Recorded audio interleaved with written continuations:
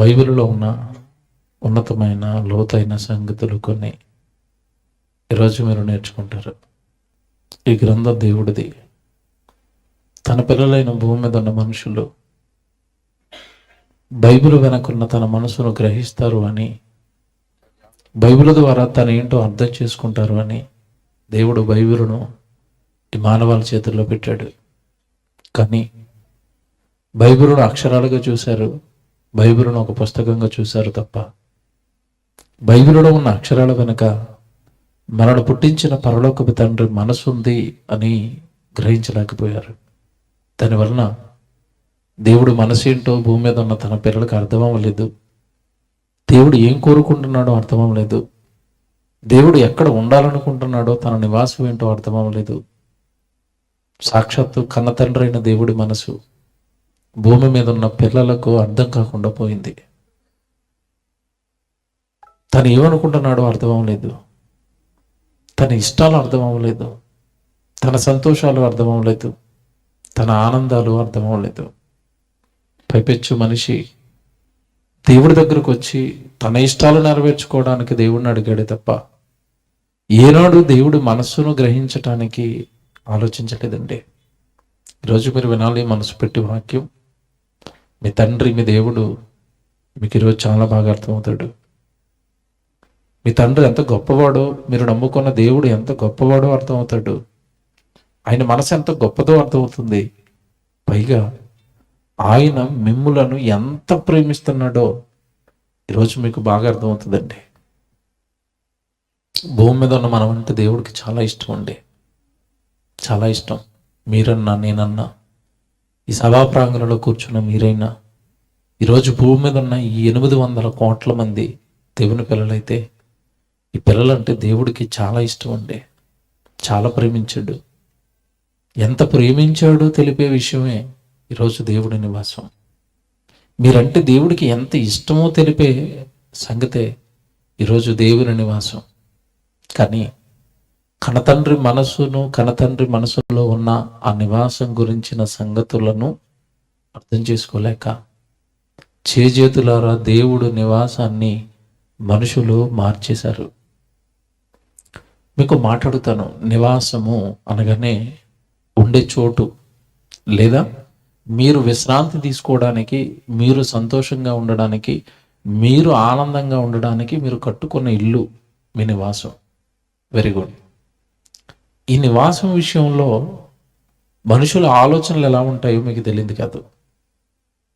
ఇప్పుడు మీరు ప్రార్థన అయిపోగానే ఎక్కడికి వెళ్ళిపోతారు చెప్పండి? ఎక్కడికి వెళ్ళిపోతారు? మా ఇంటికి వెళ్ళిపోతాం, అంతేనా?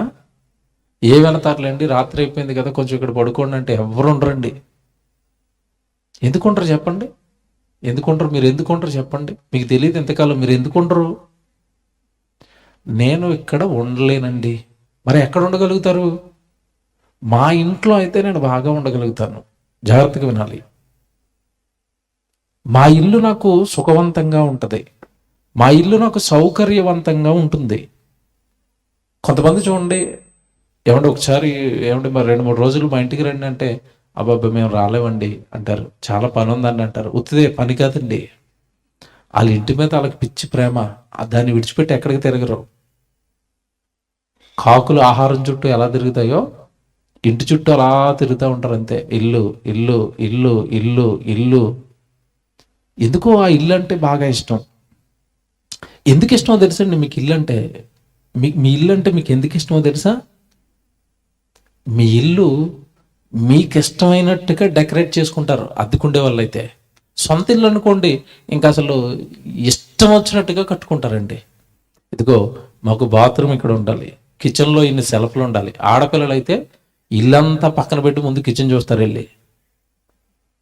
కిచెన్లో ఖచ్చితంగా నాకు సెల్ఫ్లు ఉండాలి, పోపు డబ్బాలన్నీ పట్టాలి, సామాన్లు కడుక్కోవడానికి ఒక సింక్ ఉండాలి. ఆ సింక్ కూడా చిన్నది కట్టకండి, అస్తమాటు నేను సామాన్లు కడగలేను.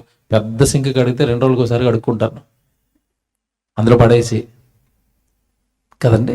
ఇష్టం నాకు ఇలాగ ఉండాలి, ఇలాగ ఉండాలి, ఇలాగ ఉండాలి, బాత్రూమ్ ఇలాగ ఉండాలి, నా బెడ్రూమ్ ఇలాగ ఉండాలి, మేము ఇక్కడ పడుకోవాలి, మా పిల్లలు ఇక్కడ పడుకోవాలి, ఎదురుగ్గా నెత్తి మీద ఫ్యాన్ ఉండాలి. చూసారండి, మీ ఇల్లు మీ ఇష్ట ప్రకారం కట్టుకున్నారు కనుక మీ ఇంట్లో ఉండటం మీకు ఇష్టం. మరికొంతమంది అంటారండి, ఏమండి ఎందుకండి మీరు ఎక్కడ ఉండరు, వెళ్ళిపోతారా వెంటనే, ఒక రోజుకి వెళ్ళిపోతారండి. ఎంత దూరమైనా సరే ఆ రాత్రి టకటకటక పని చూసుకుని అతి కష్టం మీద ఏమండి ఉండాలనుకుంటే ఒక రోజు ఉంటారు, తర్వాత తెల్లవారు లేచి ప్రయాణం. ఎక్కడికి వెళ్ళిపోతారండి? మా ఇంటికి వెళ్ళిపోతానండి. ఎందుకు ఉండరండి? ఎందుకోనండి, నేను ఏదైనా కొత్త ప్లేస్కి వస్తే నాకు నిద్ర పట్టదండి. మరి ఎక్కడ పడుతుంది నిద్ర? మా ఇంట్లో అయితేనే నిద్ర పడుతుందండి, నాకు ఎక్కడ నిద్ర పట్టదండి. ఏమంటే ఒకవేళ అలా మేము ఆలోచిస్తే మా పరిస్థితి ఏంటి చెప్పండి? మా ఇంట్లో తప్ప నాకు నిద్ర రాదు అని అనుకున్నాను అనుకోండి, నా పరిస్థితి ఏంటి చెప్పండి? మా ఇంట్లో నేను నెలలో ఉండేదండి 4 రోజులు, అది కూడా ఆదివారాలు రాత్రిపూట. ఇక 4 రోజులు తప్ప నా జీవితకాలం నిద్ర ఉండదు, అంతే కదా. ఎందుకు ఇంటి మీద ఇష్టం. ఇల్లు అనగానే నాకు కంఫర్టబుల్గా ఉంటుందండి. మా ఇల్లు మా ఇంట్లోనే నేను ఉంటాను. ఎక్కడికి వెళ్ళినా మా ఇంటికి వచ్చేస్తాను. అవతల వాళ్ళు ఏమంటే అప్పుడప్పుడు ఆడపిల్లలు అమ్మగారి ఇంటికి వెళ్తారు, లేదంటే ఎవరో బంధువుల ఇంటికి వెళ్తారు. ఎక్కడికి వెళ్ళినా సరే అంటే గట్టిగా అవతల వాళ్ళు ఎంత ప్రేమించినా ఒక 4 రోజులు 5 రోజులు, మహా బాగా ప్రేమించారనుకోండి 10 రోజులు, తర్వాత జ్ఞాపకం వచ్చేస్తుందండి. ఏం జ్ఞాపకం వస్తుంది? ఏం జ్ఞాపకం వచ్చేసింది? మా ఇల్లు జ్ఞాపకం వచ్చేసిందండి. వెళ్ళిపోవాలా, మా ఇంటికి వెళ్ళిపోవాలా. మా ఇల్లు బాగుంది. మీ ఇల్లు అంటే మీకు ఇష్టం, మీ నివాసం అంటే మీకు ఇష్టం. కారణం మీకు ఇష్టమైనట్టుగా కట్టుకున్నారు కనుక మీకు ఇష్టం. ఇప్పుడు మిమ్మల్ని ప్రశ్న అడుగుతున్నాను, దేవుడికి మనకున్నట్టుగా దేవుడికి కూడా నివాసం ఉందా? దేవుడు కూడా మనలాగే ఎక్కడైనా నివసించడానికి ఇష్టపడుతున్నాడా? దేవుడు కూడా మనలాగే ఆలోచిస్తున్నాడా? నాకు ఇష్టమైన చోట్లో నేను ఉండాలి అని ఆలోచిస్తున్నాడంటే ఆలోచిస్తున్నాడండి. మీకు చెప్తాను ఇప్పుడు ఆయన ఎక్కడ ఉండాలనుకుంటున్నాడో, ఆయన నివాస స్థలం ఏంటో చెప్తాను, ఆయన ఎవరితో ఉండాలనుకుంటున్నాడో చెప్తాను. మనుషులు దాన్ని క్వైట్ ఆపోజిట్ గా ఎంత దారుణంగా దేవుడిని బాధ పెడుతున్నారో చెప్తాను. ఆయన మనసును ఎంత గాయపరుస్తున్నారో చెప్తాను. అందుకే దేవుడు మనుషుల్ని విడిచిపెట్టేశాడు అన్నది ఈ రోజు మీకు అర్థమైపోద్ది. ఆయన మనసును గాయపరిచారు. ఆయన నివాసం విషయంలో గనక ఆయన మనసు గాయమై ఈరోజు మనుషుల్ని విడిచిపెట్టాడండి. రాత్రి ఒక మాట అన్నాను, మీకు గుర్తుందో లేదో. ఎందుకు యవనస్తులు ఇంతటి భయంకరంగా నేరస్తులుగా, రేపిస్టులుగా, ఏమంటే మర్డరర్లుగా, నరహత్యలు, వ్యభిచారాలు, దొంగతనాలు, ఏమంటే ఈ కైనీలు, గుట్కాలు, మందు ఎందుకు ఇంత కట్టు బానిసలు అయ్యారంటే వీళ్ళందరూ ఒక తప్పు చేశారు. రేపు చెప్తానన్నాను కదా, ఇదేనండి. వీళ్ళందరూ చేసిన తప్పు ఏంటంటే దేవుడి నివాసాన్ని చేజేతులారా మనిషి మార్చేశాడు. చాలా మంది మార్చేశారు. ఈరోజు మీరు వింటారు, మనమేమైనా ఆ లిస్టులో ఉంటున్నామా? మనమేమైనా దేవుడి నివాసాన్ని మనకు తెలియకుండా మనం మార్చేసామా? మనకి తెలియకుండా సైతం మనం భ్రమపట్టి మనతో కూడా పని చేయించిందా? మనం కూడా ఏమైనా మార్చేసామా దేవుడి నివాసాన్ని? ఆలోచిద్దాం. దేవుడి నివాసం అనగానేనండి దేవుడు ఉండే చోటు అని అర్థం. ఇప్పుడు మిమ్మల్ని ఆదికాండం నుంచి ప్రకటన గ్రంథం వరకు జాగ్రత్తగా వినండి. 66 పుస్తకాలు, ఆదికాండం నుంచి ప్రకటన గ్రంథం వరకు దేవుడు మనసంతా కొద్దిగా మీకు అర్థం చేయించే ప్రయత్నం చేస్తాను. నివాసం విషయంలో నా సబ్జెక్టు నివాసం అంతే. ఈరోజు దేవుడి నివాసం ఎక్కడ ఉండాలనుకుంటున్నాడు, ఎవరితో ఉండాలనుకుంటున్నాడు, ఎక్కడ ఉంటే హాయిగా ఉంటుంది అనుకుంటున్నాడు, దేవుడు ఎలా ఉండాలనుకుంటున్నాడు, ఇది మనం ఆలోచించాలి. ప్రారంభం నుంచి మీకు చెప్పుకుంటూ పెడతాను, జాగ్రత్తగా ఆలోచించండి. మీరు చదివినవే కనుక మరలా జ్ఞాపకం చేస్తున్నాను, అవన్నీ చదివించడానికి టైం పడుతుంది. పెద్ద ప్రసంగం, జాగ్రత్తగా వినాలి, దేవుడు బాగా అర్థమవుతాడు.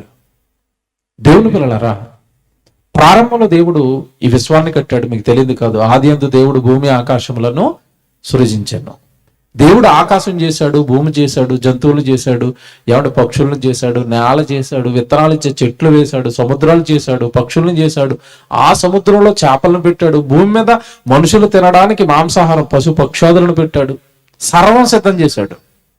సర్వం సిద్ధం చేసిన తర్వాత దేవుడు ఆదామును తయారు చేశాడు. తొలి మానవుడు, తొలి కుమారుడు దేవుడికి, భూమి మీద పుట్టిన దేవుని తొలి కుమారుడు ఆదాము తర్వాత హవ్వమును తీశాడు, వారిద్దరికి వివాహం చేశాడు.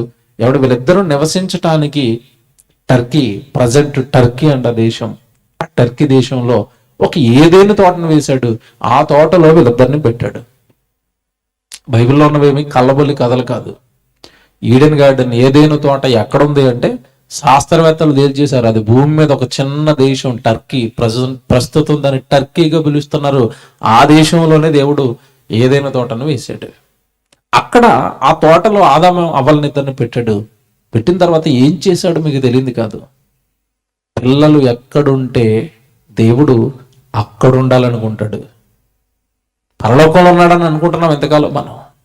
పిల్లలు భూమి మీద ఉన్నారు, ఏదైనా తోటలో ఆదాము అవ్వలిద్దరు. ప్రతి చల్లపూట పరలోకంలో ఉన్న కన్న తండ్రి ఈ పిల్లల దగ్గరికి వచ్చి మాట్లాడుకుంటున్నాడు. మర్చిపోకండి, పిల్లలతో ఉండాలనుకుంటున్నాడు. పిల్లలతో ప్రతి చల్లపూట మాట్లాడుకుంటున్నాడు. ప్రతిరోజు వస్తున్నాడు. దేవుడు మాట్లాడుతున్నాడు మనుషులతో. దేవుడు మనుషులతో ఉండాలనుకుంటున్నాడు, మనుషులతో మాట్లాడాలనుకుంటున్నాడు, మనుషులతో తన ఇష్టాలు చెప్పాలనుకుంటున్నాడు, మనుషులతో తన భావాలు చెప్పాలనుకుంటున్నాడు. ఏదైనా తోట ఆదాము అవ్వలు ఇద్దరే ప్రతిరోజు వస్తున్నాడు. నాయనా, మీకోసం ఈ చెట్లు వేశాను, మీకోసం ఈ తోట వేశాను, ఈ తోటలో ఉన్న పళ్ళన్నీ మీరు తినండి, ఒక్క పండు మాత్రం మీరు తినకండి అని ఆజ్ఞించి ప్రతిరోజు తన బిడ్డలతో మాట్లాడుకోవడానికి దేవుడు తన పిల్లల దగ్గరికి వస్తూనే ఉన్నాడు. తన పిల్లలతో ఉండాలనుకుంటాడు దేవుడు. జాగ్రత్తగా ఇది మనసులో పెట్టుకోండి. దేవుడు మనుషులతో ఉండాలనుకుంటున్నాడు, మనుషులతో మాట్లాడాలనుకుంటున్నాడు, మనుషులకు తన ఇష్టాలు చెప్పాలనుకుంటున్నాడు. మీరు ఇలా ఉంటే నాకు ఆనందం అని ఎప్పుడునండి పిల్లలతో మాట్లాడడానికి ఇష్టపడేవాడే మీ తండ్రి, మీ దేవుడు. మర్చిపోకూడదు. మరి ఆయన మాటలు వినడానికి ఈరోజు ఎంతమందికి ఉందండి ఇష్టం? దేవుడు మాట్లాడుతున్నాడట సభల్లో 2 రోజులు, వెళదాం. ఏం మాట్లాడతాడో, ఏం చెబుతాడో, వేల రూపాయలు ఖర్చు పెట్టిన తమ్ముళ్ళు తయారు చేశారు కదా సభలను, వెళదాం. ఏం చెబుతాడో దేవుడు. ఎవరికుందండి ఆసక్తి, భయం వాక్యం మీద, మీటింగుల మీద, సభల మీద? రాను రాను ఇష్టం, భయం తగ్గిపోతున్న కాలానికి వచ్చేసామండి మనం. ఒకప్పుడు సభలు అనేసరికి అండి, దేవుడు మీటింగ్లు అనేసరికి అందరికీ ఆనందం, సంతోషం. ఏమండి, ఎక్కడెక్కడి నుంచో వచ్చేసేవారు, పనులన్నీ పక్కన పెట్టేసేవారు. దేవుడు మీటింగ్లట, దేవుడి సన్నిధట, వెళ్ళిపోవాలనుకునేవారు. ఇప్పుడు ఎంతగానండి వెనకాల పడిన దేవుడు వాక్యం వినిపిస్తావురండి, దేవుడి సన్నిధి మీకు ఉచితంగా మా ఖర్చులతో మీకు దేవుడి సన్నిధిని ఏర్పాటు చేస్తావు రండి అన్న. ఎవరికి కూడానండి ఈరోజు దేవుడి సన్నిధి అంటే భయం లేకుండా మారింది. కారణం, ఆ సన్నిధి విలువ అర్థం అవ్వలేదు. ఇప్పుడు చెప్తాను, జాగ్రత్తగా వినంటే. మనం కయ్యను నరహంతకుడు అనుకుంటాం కదా. ఒక రకంగానండి ఈ విషయంలో, ఏ విషయంలోనంటే దేవుడిది సన్నిధికి భయపడే విషయంలో మనకంటే కయ్యను 100 రెట్లు బెటర్. తెలుసా? చెప్తాను ఇప్పుడు ఎందుకో. ఆదాము అవ్వలు వద్దన్న తప్పు చేశారు. తప్పు చేసిన తర్వాత ఏదైనా తోటలోంచి వాళ్ళని వెళ్ళగొట్టాడు. తోటలోంచి వెళ్ళిపోయారు ఆదాము అవ్వలు. వెళ్ళిపోయిన తర్వాత కొద్ది కాలానికి కయ్యను పుట్టాడు, హేబేలు పుట్టాడు. వీళ్ళు నలుగురు ఒక చోట మరి కాపురం పెట్టారు. దేవుడు మనసు తెలుసు కదండి, ఏదైనా తోటలో వాళ్ళు ఉన్నప్పుడు ఏదైనా తోటలోకి వచ్చి మాట్లాడేవాడు. ఇప్పుడు ఆ తోటలోంచి వెళ్ళగొట్టారు, ఎక్కడో ఉంటున్నారు, అక్కడికి వచ్చి మాట్లాడుతున్నాడు. మళ్ళీ దేవుడు వాళ్ళతో ఉంటున్నాడు. అక్కడ వాళ్ళు ఇచ్చిన బలులు మీకు తెలుసు కదా, అర్పణలు అర్పించినప్పుడు అక్కడికి వచ్చాడు, అర్పణలు స్వీకరించాడు. అంటే ఆదాము అవ్వల కుటుంబంతో దేవుడు వస్తున్నాడు. ఏదైనా తోటలో ఉంటే ఏదైనా తోటలోకి వచ్చాడు, తోటలోంచి గట్టి వేయబడి బయట ఉంటుంటే అక్కడికి వస్తున్నాడు దేవుడు. అంటే తన పిల్లలు ఎక్కడుంటే అక్కడ ఉండడానికి ప్రయత్నిస్తున్నాడు దేవుడు. ప్రారంభం నుంచి ఆయన మనస్సును మీకు పట్టిస్తున్నాను. దేవుడు ఎలా ఉండాలనుకుంటాడో, ఎక్కడ ఉండాలనుకుంటాడో మీకు అర్థమవుతుంది. ఇప్పుడు ఏం జరిగింది? ఏదైనా తోటలోంచి బయటకు వెళ్ళగొట్టబడిన తర్వాత, కయ్యను కన్న తర్వాత, హేబేలును కన్న తర్వాత, ఎవడు అర్పణలు ఇచ్చే అర్పణ విషయంలో వీడు అసూయపరుడు అయిపోయాడు. అసూయండి సమస్త కీడులకి, సమస్త నేరాలకి మూలం ఏంటంటే కయ్యనులోకి వచ్చింది అసూయ. దైవత్వం పోయింది, దుష్టత్వం వచ్చింది, చెడు ఆలోచనలు వచ్చాయి, తప్పుడుగా ఆలోచించడం ప్రారంభించాడు. ఎదురుగా చక్కగా దేవుడు పనిలో ఉన్నాడు, మంచివాడు తమ్ముడు హేబేలు చంపేయాలనుకున్నాడు, చంపేశాడు. చంపేసిన తర్వాత దేవుడు దిగాడు. కయ్యనో, హేబేలు ఎక్కడున్నాడు అని అడిగేసరికి అండి వీడికి పొగరు. ఎవరన్నా తెలుసా? నా తమ్ముడికి నేను కావలివాడనా, నా తమ్ముడు ఎక్కడున్నాడో నాకేం తెలుసు అన్నాడు. సరే, నీ సంగతి ఎలా ఉంది కదా, నువ్వు చేసిన నేరం ఏంటో నీకు తెలుసా? నీ తమ్ముడి రక్తం నేలలో నుండి నాకు మొరపెడుతుంది. నా అన్న నన్ను చంపాడని ఎందుకయ్యా ఇంత దారుణం చేసావని కయ్యను పట్టుకునండి అరిచి కోపపడి కయ్యనుకు ఒక శిక్ష వేశాడు దేవుడు. మీకు తెలియదు కాదు, నువ్వు ఇక దేశ దిమ్మరివై తిరుగుదువు అన్నాడు. ఇదిగో నువ్వు కష్టపడిక నేలను పండించాలి, ఈజీగా నీకు పంట రాదు, చెమటోడ్చి నువ్వు పంట తినాలి అన్నట్టు. ఏమంటే ఇక్కడ కయ్యను చాలా ఫీల్ అయిపోయాడండి ఒక విషయానికి. నేను ఇందా చెప్పాను కదా, దేవుడి సన్నిధి అంటే మనకు భయం లేదు, కానీ వాడు నరహత్య చేసిన మర్డర్ అయినా అంత క్రూరుడైనా నువ్వు నా సన్నిధిలో నుంచి పో అనగానే వాడు ఈ దిగులు పడిపోయాడట, వాడు ఏడుస్తున్నాడట కయ్యను. చూస్తారన్నమాట, ఎంత బాగుంటుంది చూడండి ఒకసారి. ఆదికాండం 4వ అధ్యాయానికి రండి అందరూ. ఆదికాండం 4వ అధ్యాయము 13వ వచనం చూద్దాం. 12 చదువుతారా? 12. నీవు నేలను సేద్యపరుచున్నప్పుడు అది తన సారం ఇక మీదట నీకు ఇయ్యదు. నీవు భూమి మీద దిగులు పడుచు దేశ దెమ్మరివై ఉంటావు. నా సన్నిధిలోంచి పోతావు, నువ్వు ఎక్కడ తిరుగుతావో తిరుగు, నా సన్నిధి లేదు ఇక నీకు, గెట్ అవుట్ అంటున్నాడు అనమాట. ఇప్పుడు చూడండి 13వ వచనంలో వాడు ఏమంటున్నాడు? 13వ వచనంలో, అందుకు కయ్యను, నా దోష శిక్ష నేను భరింపలేనంత గొప్పది, నేడు ఈ ప్రదేశము నుండి నన్ను వెళ్ళగొట్టితివి. చూసారా, ఈ ప్రదేశంలో నుండి నన్ను వెళ్ళగొడుతున్నాను. నా బాధ్యత ఇంతకీ, ఈ ప్రదేశంలో నువ్వు వస్తున్నావు, ఈ ప్రదేశంలో నువ్వు మాకు కనబడుతున్నావు, ఈ ప్రదేశంలో నువ్వు మాతో మాట్లాడుతున్నావు, ఈ ప్రదేశం నీ సన్నిధి. నేను చేసిన చిన్న తప్పుకి వాడు అలా ఫీల్ అవుతున్నాడు అనమాట.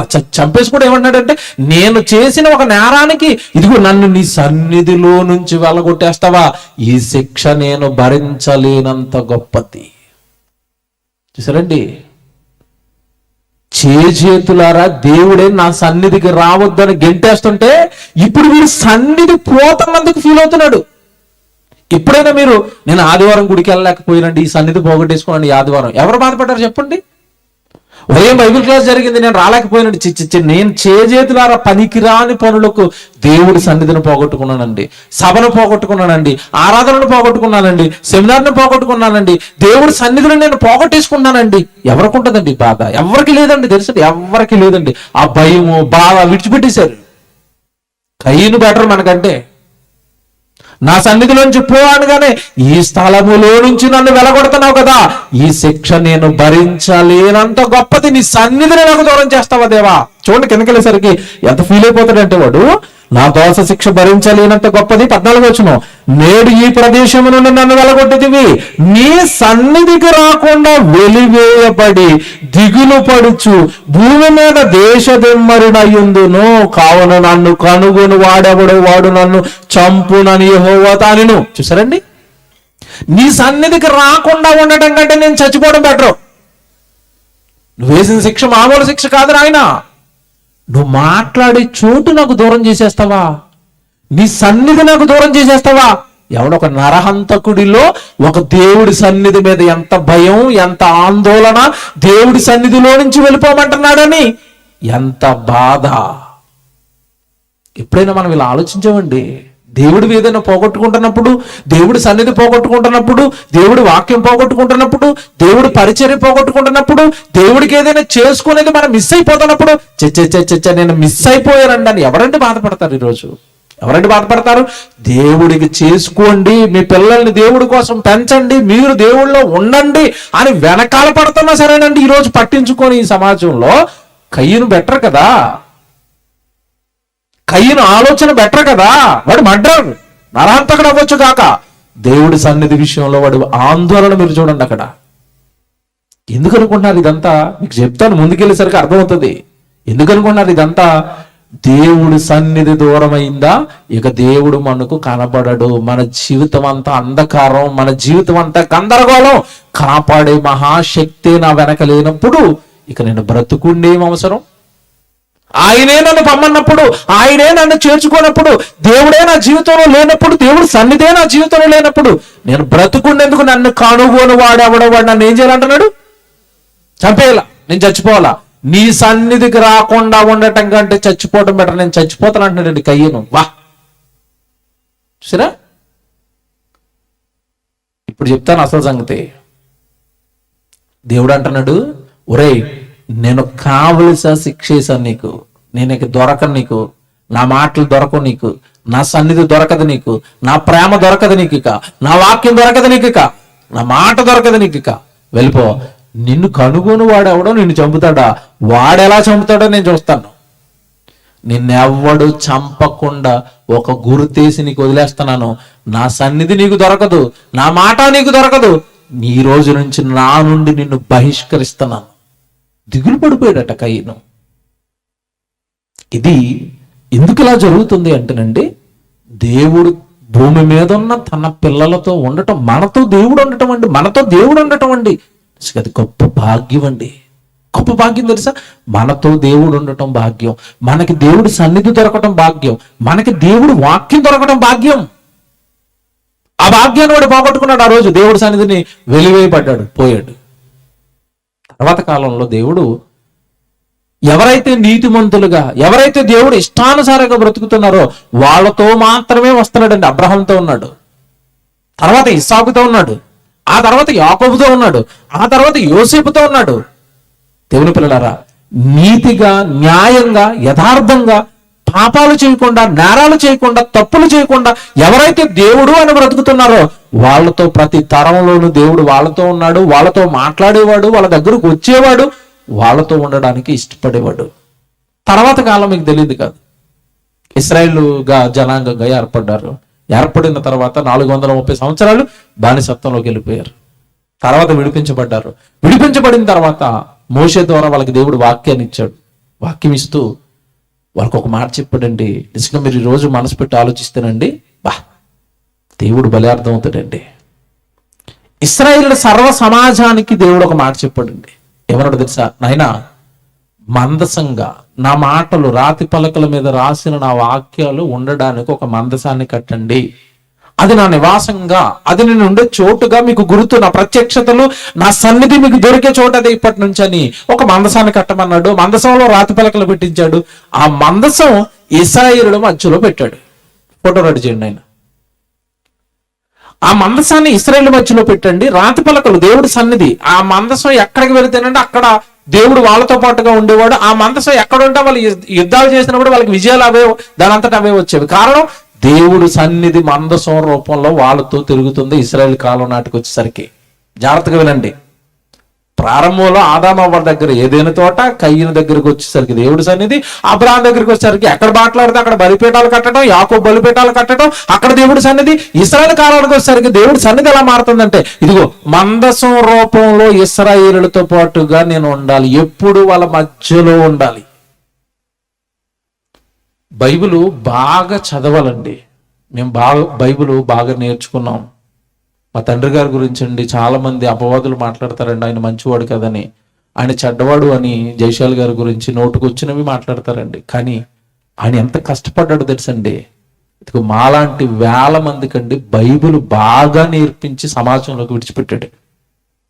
బైబిల్ను బాగా నేర్పించాడండి. దివారాత్రులు బైబిల్ చదవాలి చదవాలి చదవాలి చదవాలి అని మా వెనకపడి మరి మమ్మల్ని బైబిల్ను బాగా నేర్పించాడండి. అలాగని ఆయనకి మాకు చుట్టరికాలు లేవు, ఆయనకి మాకు బంధురికాలు లేవు. ఎవరైతే బైబిల్ను పట్టుకుంటారో ఆయన నా పిల్లలు అన్నాడు. 8 సంవత్సరాలు బైబిల్ పరీక్షలు రాయించి, బైబిల్ బాగా చదివించి, సేవకులుగా తయారు చేసి సమాజంలోకి వెళ్ళిన ఆయన బైబిల్ గురించి చెప్పండి, తండ్రి గురించి చెప్పండి అని, అందరికీ మంచి వాక్యాన్ని అందించండి అని వాక్యం నేర్పి సమాజంలోనికి మమ్మల్ని పంపించాడు. ఆయన శిక్షణలోనే బైబిల్ బాగా నేర్చుకున్నాం, ఆయన శిక్షణలోనే బైబిల్ బాగా చదివాం, ఆయన శిక్షణలోనే బైబిల్ను బాగా అర్థం చేసుకున్నాం. పరలోకంలో ఉన్న కన్న తండ్రి ఏంటో కంప్లీట్ గా బైబిల్ ద్వారా ఈ రోజు సమాజానికి చెప్పాలని ఆశపడి మా డబ్బులు మేము పెట్టుకుని, మా కష్టాలు మేము పడుతూ, ఈరోజు సమాజంలో ఉన్న అనేక మంది మా సోదరుల దగ్గరికి వెళ్ళి, బైబిల్ పట్టుకున్న క్రైస్తవుల దగ్గరికి వెళ్ళి, మీరు బైబిల్ నేర్చుకోండి, మేము ఉచితంగా మేము బైబిల్ నేర్పిస్తాం, మీరు మాకు ఏమేమవుతూ, మీరు బైబిల్ నేర్చుకోండి చాలు. మాకు ఆయన అదే నేర్పాడు. నాయన, మీ కష్టార్జితంతో, మీ కష్టంతో వెళ్ళి సహోదరులకు బైబిల్ నేర్పండి, బైబిల్ చెప్పండి. నేను మీకు నేర్పించాను కదా, మీరు వెళ్ళి నేర్పించండి. యేసుక్రీస్తుల వారి సిద్ధాంతం అండి ఇది. తొలి శతాబ్దంలో 12 మంది అపోస్తులను తయారు చేసుకున్న తర్వాత ఆ అపోస్తులను 12 మందిని తీసుకెళ్ళాడు. మీరు వెళ్ళి నేను మీకు చెప్పిన వాక్యాలు మీరు అనేక మందికి నేర్పించి, అనేక మందిని నాకు శిష్యులుగా తయారు చేయండి, వాక్యానికి శిష్యులుగా తయారు చేయండి అన్నాడు, బైబిల్కు శిష్యులుగా తయారు చేయండి అన్నాడు. దేవుని పిల్లలారా, ఈ మాట ఇప్పుడు మీకు ఎందుకు జ్ఞాపకం చేశానంటే, బైబిల్ లోతుల్లోనికి వెళితే దేవుడి నివాసం ఎంత క్లియర్గా బయటకు వస్తుందో మీకు ఒక సంగతి జ్ఞాపకం చేస్తాను. ఇశ్రాయేలుతో మందసం కట్టమన్నాడు. ఆ మందసం కట్టిన తర్వాత ఆ మందసాన్ని ఇశ్రాయేలు మధ్యలో ఉండాలన్నాడు. ఏమంటే ఎలా ఉండాలనుకున్నాడు తెలుసండి దేవుడు ఇశ్రాయేలుతో? లక్షల మంది కదండి వాళ్ళు, కొన్ని లక్షల మంది కదండి ఆ జనాంగం. కాలుబలం కలిగిన వాళ్ళే సుమారుగా 6 లక్షల మందట. అంటే ఇంచుమించుగా ఏమంటే కాలుబలం కలిగిన యవనస్తులే 6 లక్షలు ఉన్నారంటే ఇక కుటుంబము, తల్లి, తండ్రి వీళ్ళందరినీ వేసుకుంటే సుమారుగా ఒక 20 లక్షల మంది అనుకోండి. ఇశ్రాయేల్ సుమారుగా ఒక 20 లక్షల మంది తన పిల్లలైతే ఇశ్రాయేల్ జనాంగం తన పిల్లలుగా చెప్పుకుంటే, తన పిల్లల మధ్యలో దేవుడు ఎలా ఉండాలనుకున్నాడో ఇప్పుడు మీరు బైబిల్లో చూస్తే ఆశ్చర్యపోతారండి. నేను ఎక్కడ ఉండాలనుకుంటున్నాను తెలుసా? నా నివాస స్థలం, నేను ఉండే చోటు ఏంటో తెలుసా?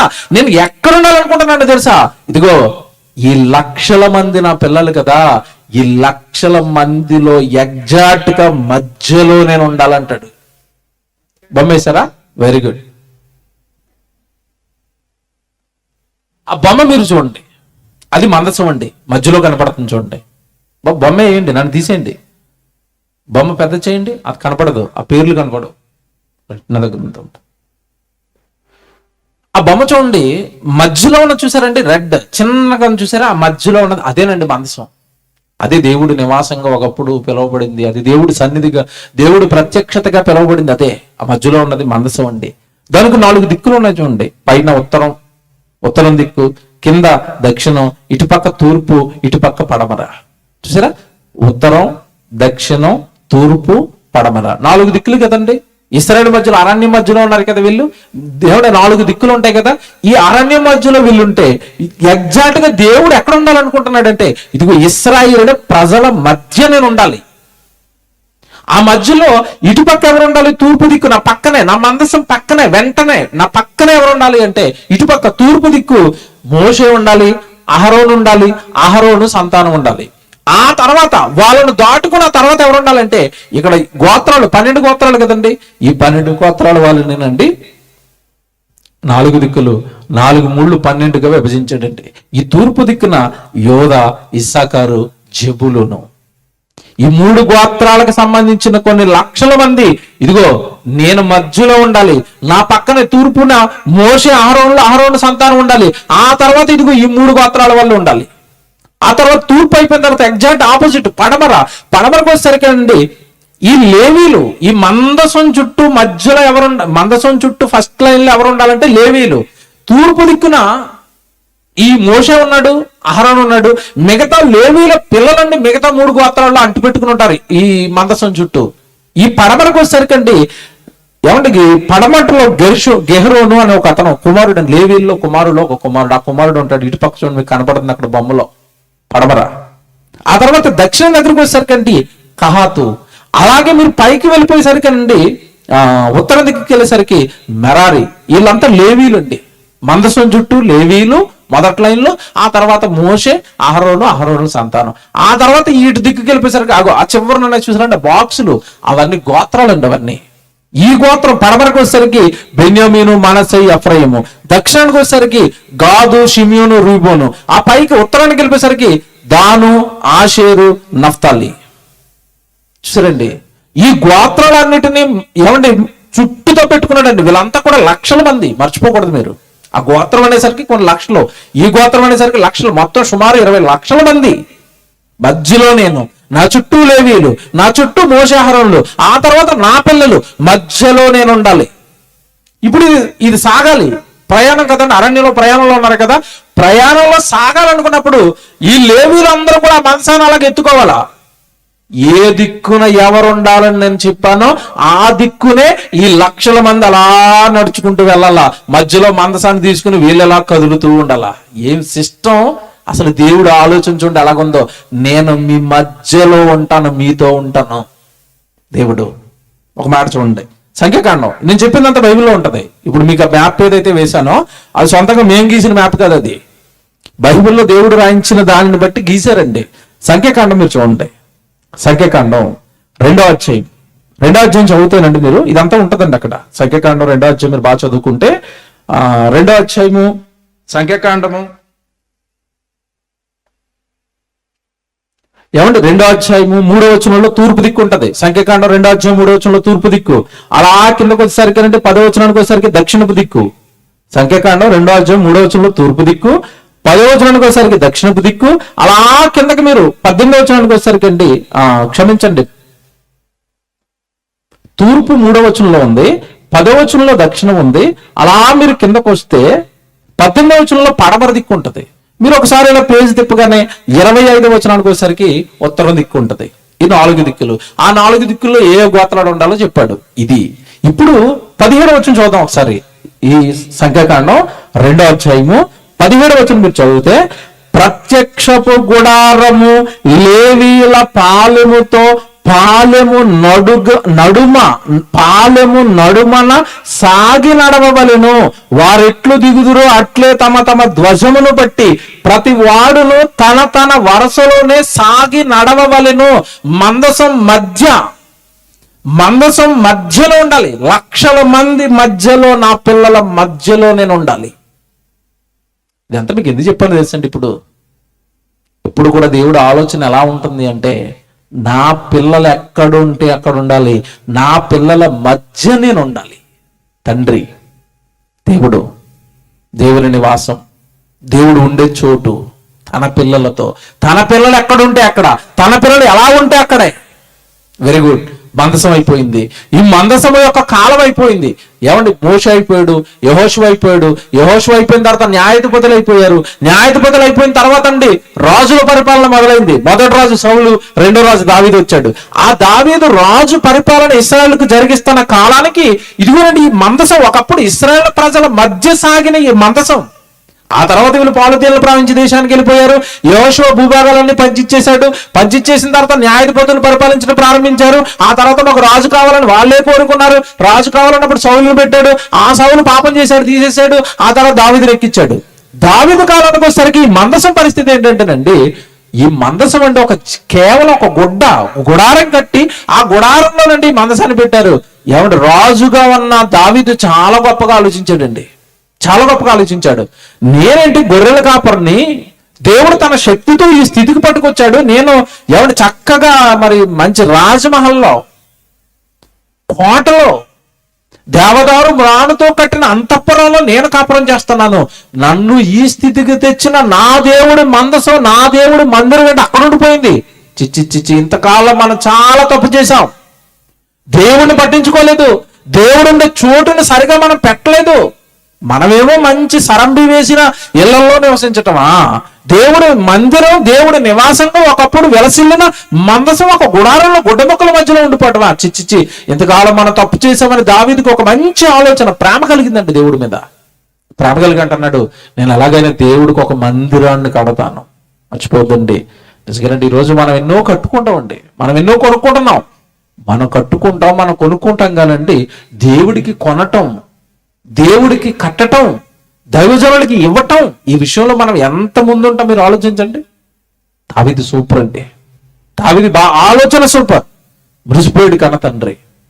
మురిసిపోయి మందిరాన్ని కడతాను అనగానే నాతాను ప్రవక్తని దేవుడు దావీదు దగ్గరికి పంపించాడు. పంపించి ఏమన్నాడు తెలుసా? నాయనా, నీ ప్రేమకు నేను ఉప్పొంగుతున్నాను. ఇంతకాలం చాలా మంది నన్ను అలాగే ఉంచేశారు ఆ గుడారంలో, ఎవడు ఆలోచించలేదు నా గురించి. కానీ నువ్వు వచ్చిన తర్వాత నాకు మందిరాన్ని కడతానంటున్నావు కదా, హ్యాపీ ఫీల్ అవుతున్నాను నాయన. నీ మనసును బట్టి, నీ మాటను బట్టి చాలా సంతోషపడుతున్నాను. నాకు మందిరాన్ని కడతావా? నిజంగా నాకు చాలా ఆనందం వేస్తుంది నిన్ను చూస్తుంటే అని మురిసిపోతున్నండి. దేవుడు దావీదుతో ఒక మాట అంటాడండి, నిజంగా వండర్ అండి అది. దావీదుతో దేవుడు అంటున్న మాట ఒకసారి చూద్దాం. సమూయేలు 2వ గ్రంథం 7వ అధ్యాయము 4వ వచనం. త్వరగా సమూయేలు 2వ గ్రంథం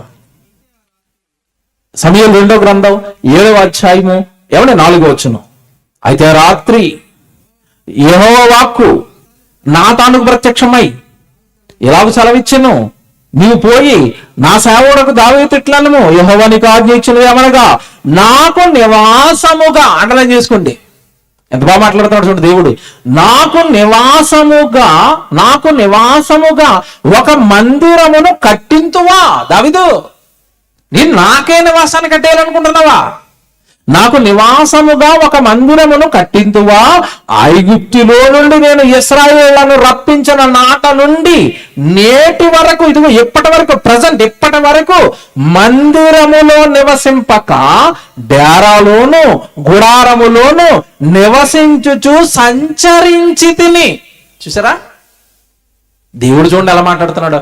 నాకెవరినైనా మందిరం కడతానన్నారు, నన్నెవరినైనా పట్టించుకున్నారు, నా నివాసం గురించి ఎవరినైనా ఆలోచించాడు.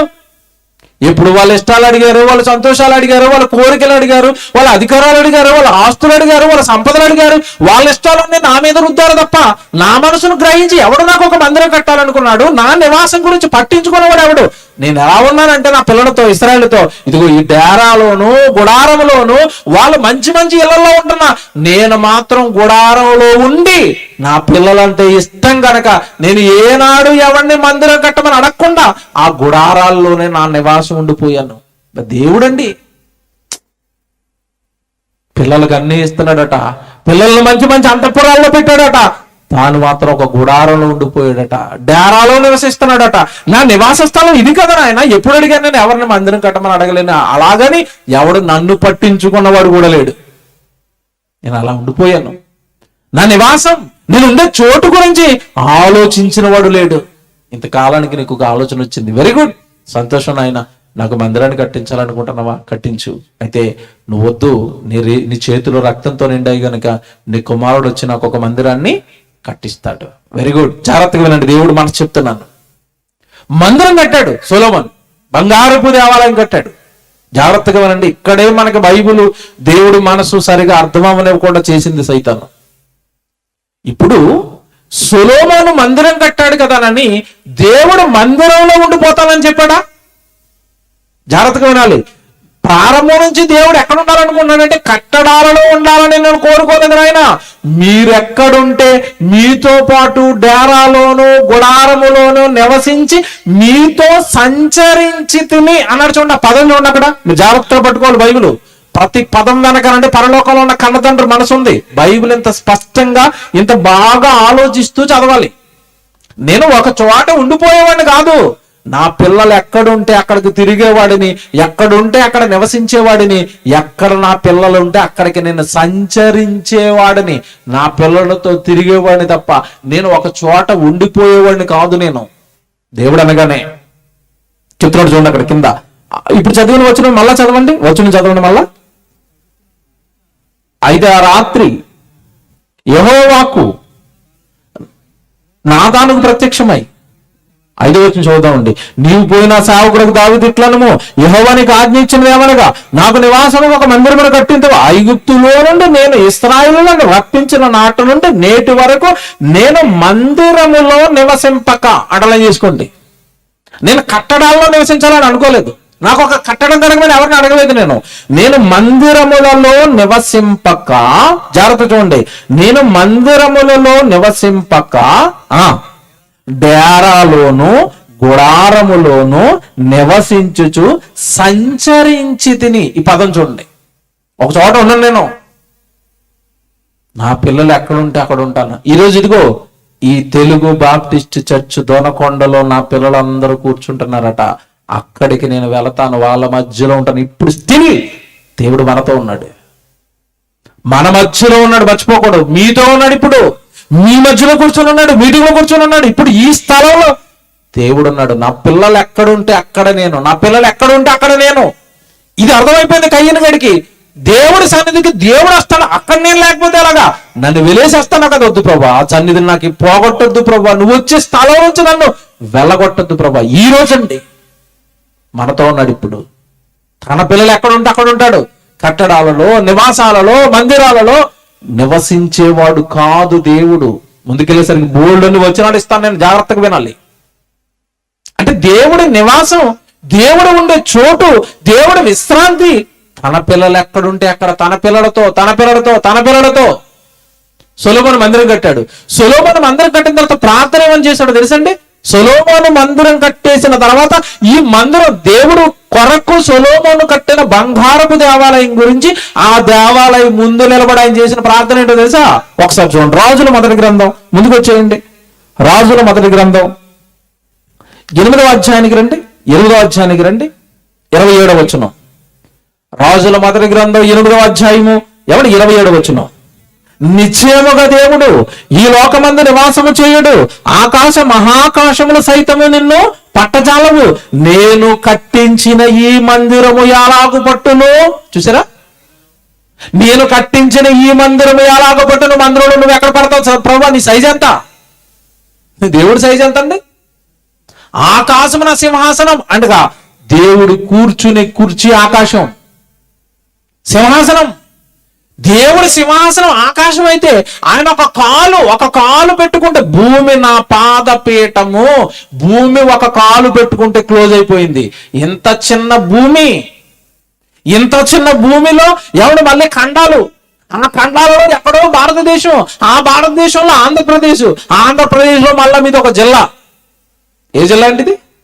ప్రకాశం జిల్లా. ఆ ప్రకాశం జిల్లాలో ఎక్కడో ఒక మండలం, ఆ మండలంలో ఒక దొనకొండ, ఆ దొనకొండలో ఒక కాలనీ, ఆ కాలనీలో ఒక 3 సెంట్లు షెడ్ వేసి ఇదిగో దేవుడు మందిరం అన్నాం అనుకోండి. ఎంత విచిత్రం. ఆకాశం నా సింహాసనం, భూమి భూమి భూమి భూమి మొత్తం, భూగోళం మొత్తం నా కాలు ఎట్టుకుంటే నిండిపోద్ది. రెండో కాలు ఎక్కడ ఉంది చెప్పండి. ఒక కాలుకే భూమి నిండిపోతే ఆయన పట్టుకొచ్చి ఎవడు చిన్న షెడ్ వేసి ఇది దేవుడు మందిరం, ఎందులో దేవుడు అన్నాడంటే, ఆ రోజు బంగారపు దేవాలయం కట్టించిన సొలొమోను అంటున్నాడు, ఈ మందిరము నిన్ను ఎలాగో పట్టును. నువ్వు ఇందులో ఉండేవాడివి కాదు, నీ పిల్లలు ఎక్కడుంటే వాళ్ళతో పాటు ఉండేవాడివి, వాళ్ళతో పాటు తిరిగేవాడివి. చెప్తాను. ఆయన మందిరాల్లో పట్టణ దేవుడు మరి మనుషుల దగ్గర ఎలాగ వస్తున్నాడు, ఎలాగుంటున్నాడు అది కూడా చెప్తాను. ఇదే విషయాన్ని అపోస్తలుల కార్యాల్లో స్టెఫను ప్రసంగం చేస్తున్నాడు 7వ అధ్యాయంలో. ఆ రోజు ఇశ్రాయేలు యూదులు దేవుని ఒప్పుకోనప్పుడు, దేవుని నమ్మనప్పుడు వాళ్ళకి ప్రభు గురించి చెప్పడానికి ప్రసంగం చేస్తున్నాండి. ఇదిగో ఇప్పుడు చెప్పిన ఇదే సొలొమోను గారు చెప్పిన ఈ విషయాన్నే మరలా జ్ఞాపకం చేస్తున్నాడు 7వ అధ్యాయంలో అపోస్తలుల కార్యాల్లో 49వ వచనంలో స్టెఫను ప్రసంగం. అది ఎవడు అక్కడ ఏమంటున్నాడు చూడండి ఒకసారి. అపోస్తలుల కార్యాలు 7వ అధ్యాయము 49. అయినను ఆకాశము నా సింహాసనము, భూమి నా పాదపీఠము. పైన 47 చదివితే ఇంకా క్లియర్ గా ఉంటది ఇదే సందర్భం అని మీకు అర్థమైపోతుంది. 47 చదివితే, అయితే సొలొమోను ఆయన కొరకు మందిరమును కట్టించెను. సొలొమోను మందిరం కట్టాడు, జ్ఞాపకం చేస్తున్నాడు దాన్ని. సొలొమోను దేవుని కొరకు మందిరమును కట్టించెను, అయినను అంటే అర్థం ఏంటి? మందిరం కట్టించాడు, అయినను చూసారా మతం ఎలా ఉందో. అయినను ఆకాశము నా సింహాసనము, భూమి నా పాదపీఠము, మీరు నా కొరకు ఎలాంటి మందిరము కట్టుదురు? నా విశ్రాంతి స్థలమేది? ప్రశ్న దేవుడు అడుగుతున్నాడు ఇప్పుడు. నా విశ్రాంతి స్థలం మందిరమా? నేనుండే చోటు మందిరమా? నన్ను పట్టుకెళ్ళి మందిరంలో పెట్టేద్దాం అనుకుంటున్నారా? నా నివాసాన్ని మీరు ఎలా డిసైడ్ చేస్తారు? నా నివాసాన్ని మీరు ఎలాగా ఐడెంటిఫై చేసేస్తారు? ఇది దేవుడి నివాసం అని మీరు ఎలాగా నా నివాసాన్ని నాకు ఇష్టం లేకుండా మార్చేస్తారు? మీకు ఇష్టమైన దాంట్లో నన్ను ఎందుకు పెడతారు? నా నివాస స్థలం ఏది? నా నివాసం ఏది? నా విశ్రాంతి చోటు ఏది? నన్ను అడగండి, నేను చెప్తాను. మీరు డిసైడ్ అయిపోకండి ఇది దేవుడి చోటు, ఇది దేవుడి చోటు, ఇది దేవుడి చోటు, ఈ కట్టడంలో దేవుడు అన్నాడు, ఆ కట్టడంలో దేవుడు అన్నాడు. మీరు డిసైడ్ అయిపోకండి. నా నివాసాన్ని మీరు మార్చకండి, మీరు డిసైడ్ చేయకండి. అది ప్రశ్న అక్కడ. అయినను సొలొమోను దేవుని కొరకు మందిరము కట్టించెను. ఏమండి, నా విశ్రాంతి స్థలమేది? ఇవన్నీ నా హస్తకృతములు కావా అని ప్రభు చెప్పుచున్నాడు అని ప్రవక్త పలికిన ప్రకారము సర్వోన్నతుడు హస్తకృతములైన ఆలయములలో ఏమన్నా చెప్పండి మీ బైబిల్లో? నివసిస్తాడు అనందా, నివసింపడ్డు అనందా? అంటే కట్టడాల్లో ఉండడా దేవుడు? నో. ఆయన హస్తకృతములైన మనుషులు చేతులతో కట్టిన కట్టడాలలో నేను నివసింపను. నా చోటు కాదది. మీరు డిసైడ్ అవ్వకండి అలాగా. నా విశ్రాంతి స్థలాన్ని మీరు డిసైడ్ చేయకండి, మీరు మార్చేయకండి. నేను చెప్తాను, నా బైబిల్ చదవండి, నేను చెప్తాను నేను ఎక్కడుంటానో అక్కడ ఉంటాను నేను. అలా నా విశ్రాంతి స్థలాన్ని, నేను ఉండే చోటును, నా నివాస స్థలాన్ని వెతకండి తప్ప మీరు డిసైడ్ అయిపోయి మార్చేయకండి నా ప్లేస్ని. ఎంత బాగుందండి బైబిల్, ఎంత బాగా చెప్తున్నాడండి దేవుడు. నా విశ్రాంతి స్థలం ఏది? మీకేం తెలుసు చెప్పండి? ప్రశ్న అక్కడ అదే అలాగే ఉంది కదా. ఎన్ని వచనం ఉంటుంది? 50 వచనంలో మధ్యలో చూడండి, నా విశ్రాంతి స్థలం ఏది? అక్కడ క్వశ్చన్ మార్క్ ఉంటుంది చూడండి. ట్రాన్స్లేట్ చేసిన వాళ్ళు కూడా భలే చేశారండి. ఆయన అడుగుతున్నట్టే ఉంది చూడండి అక్కడ. ఆయన అడుగుతున్నట్టుగా అక్కడ పక్కన ప్రశ్న గుర్తు వేసారు చూడండి. నా విశ్రాంతి స్థలం ఏది? మీ బైబిల్ అలాగే ఉందా? ప్రశ్న ఏది? నా విశ్రాంతి స్థలం ఏది? మందిరమా? మందిరం ఎవరు చెప్పారు మీకు? మనుషులు కట్టిన కట్టడాలలో నేను ఉండను. మరి ఎక్కడుంటావు ప్రభువా? ఏది నీ నివాసం? ఎక్కడ ఉండాలనుకుంటున్నావు? నాయనా, నేను ప్రారంభం నుంచి నా పిల్లలతో ఉండాలనుకున్నాను. నా పిల్లలు ఎక్కడ ఉంటే అక్కడ ఉంటాను తప్ప కట్టడాలలో నేను ఉండను. కొరింథీయులకు రాసిన 2వ పత్రిక చూడండి ఎంత బాగా మాట్లాడతాడండి. ఎక్కడుంటావు ప్రభా? ఎక్కడుంటావు? మరి ఈ కట్టడాల్లో నువ్వు ఉండాలంటున్నావు కదా, నీ విశ్రాంతి స్థలం ఇది కాదంటున్నావు కదా, ఎక్కడుంటావు? కొరింథీయులకు రాసిన 2వ పత్రిక 6వ అధ్యాయము 18వ వచనం. కొరింథీయులకు రాసిన 2వ పత్రిక 6వ అధ్యాయము 18వ వచనం. చూడండి ఎంత బాగా మాట్లాడుతున్నాడు దేవుడు. కొరింథీయులకు రాసిన 2వ పత్రిక 6వ అధ్యాయం 18వ వచనం. మనము చూడండి ఆ పదం చూడండి. మనము జీవము కలిగిన దేవునికి ఆలయం. డిసైడ్ అయిపోయి చూడండి. ఇప్పుడు చెప్పేసాడు చూడండి అసలు విషయం. మనమే ఆయన పిల్లలమైన మనమే జీవము కలిగిన దేవునికి ఆలయం అట. ఆయన ఉండే చోటట, దేవుని ఇల్లట. సంఘం అనగానే మనమే. సంఘం అనగానే పిల్లలు. మీరందరూ ఎక్కడుంటే అక్కడ. జీవము కలిగిన మనమే జీవము కలిగిన దేవునికి ఆలయం. జీవం లేని కట్టడాలు కాదు, మర్చిపోకండి. జీవం కలిగిన మీరు కావాలి, జీవం కలిగిన దేవునికి. నిర్జీవం అయిపోయి, శిథిలమైపోయి, కూలిపోయేవి, రాలిపోయేవి కట్టడాలు కాదు, దేవుని నివాస స్థలాలు. మోసపోయేంతకాలం మనమే మార్చేసాం. దేవుడు అక్కడ ఉన్నాడు, ఇక్కడ ఉన్నాడు, అక్కడ ఉన్నాడు అనుకుంటూ మనలో ఉన్న దేవుడిని మనం బయటికి ఎండేసాం. చెప్తాడు ఇప్పుడు చూడండి, కిందకి వెళ్ళేసరికి ఎంత బాగా మాట్లాడతాడు చూడండి. 18వ వచనం చదువుతాను, 16వ వచనం చదువుతున్నాను. 18వ వచనం అండి, క్షమించండి. 18వ వచనమా? 18వ వచనం. మనము జీవము కలిగిన దేవునికి ఆలయమై ఉన్నాము. అందుకు దేవుడు ఎలాగూ సెలవిచ్చుచున్నాడు, నేను వారిలో, చూన్న పదం, నేను వారిలో నివసించి సంచరింతును. నివాసం, నా నివాస స్థలం వారు, వాళ్ళ హృదయం. చూసారా? నేను వారిలో వారితో ప్రారంభంలో ఆదాము అవ్వలతో బయటకు వచ్చేసిన తర్వాత కయ్యను, హేబేలు, ఆ కుటుంబంతో, ఆ తర్వాత అబ్రాహాముతో, ఆ తర్వాత ఇస్సాకుతో, ఆ తర్వాత యాకోబుతో, ఆ తర్వాత యోసేపుతో, ఆ తర్వాత భక్తులందరితో, ఇశ్రాయేలు కాలం వచ్చేసరికి మందసం రూపంలో లక్షల మంది మధ్యలో నా పిల్లలతో ఎప్పుడు నేను. కట్టడాలు కాదు నావి, అవి కాదు నా నివాస స్థలాలు.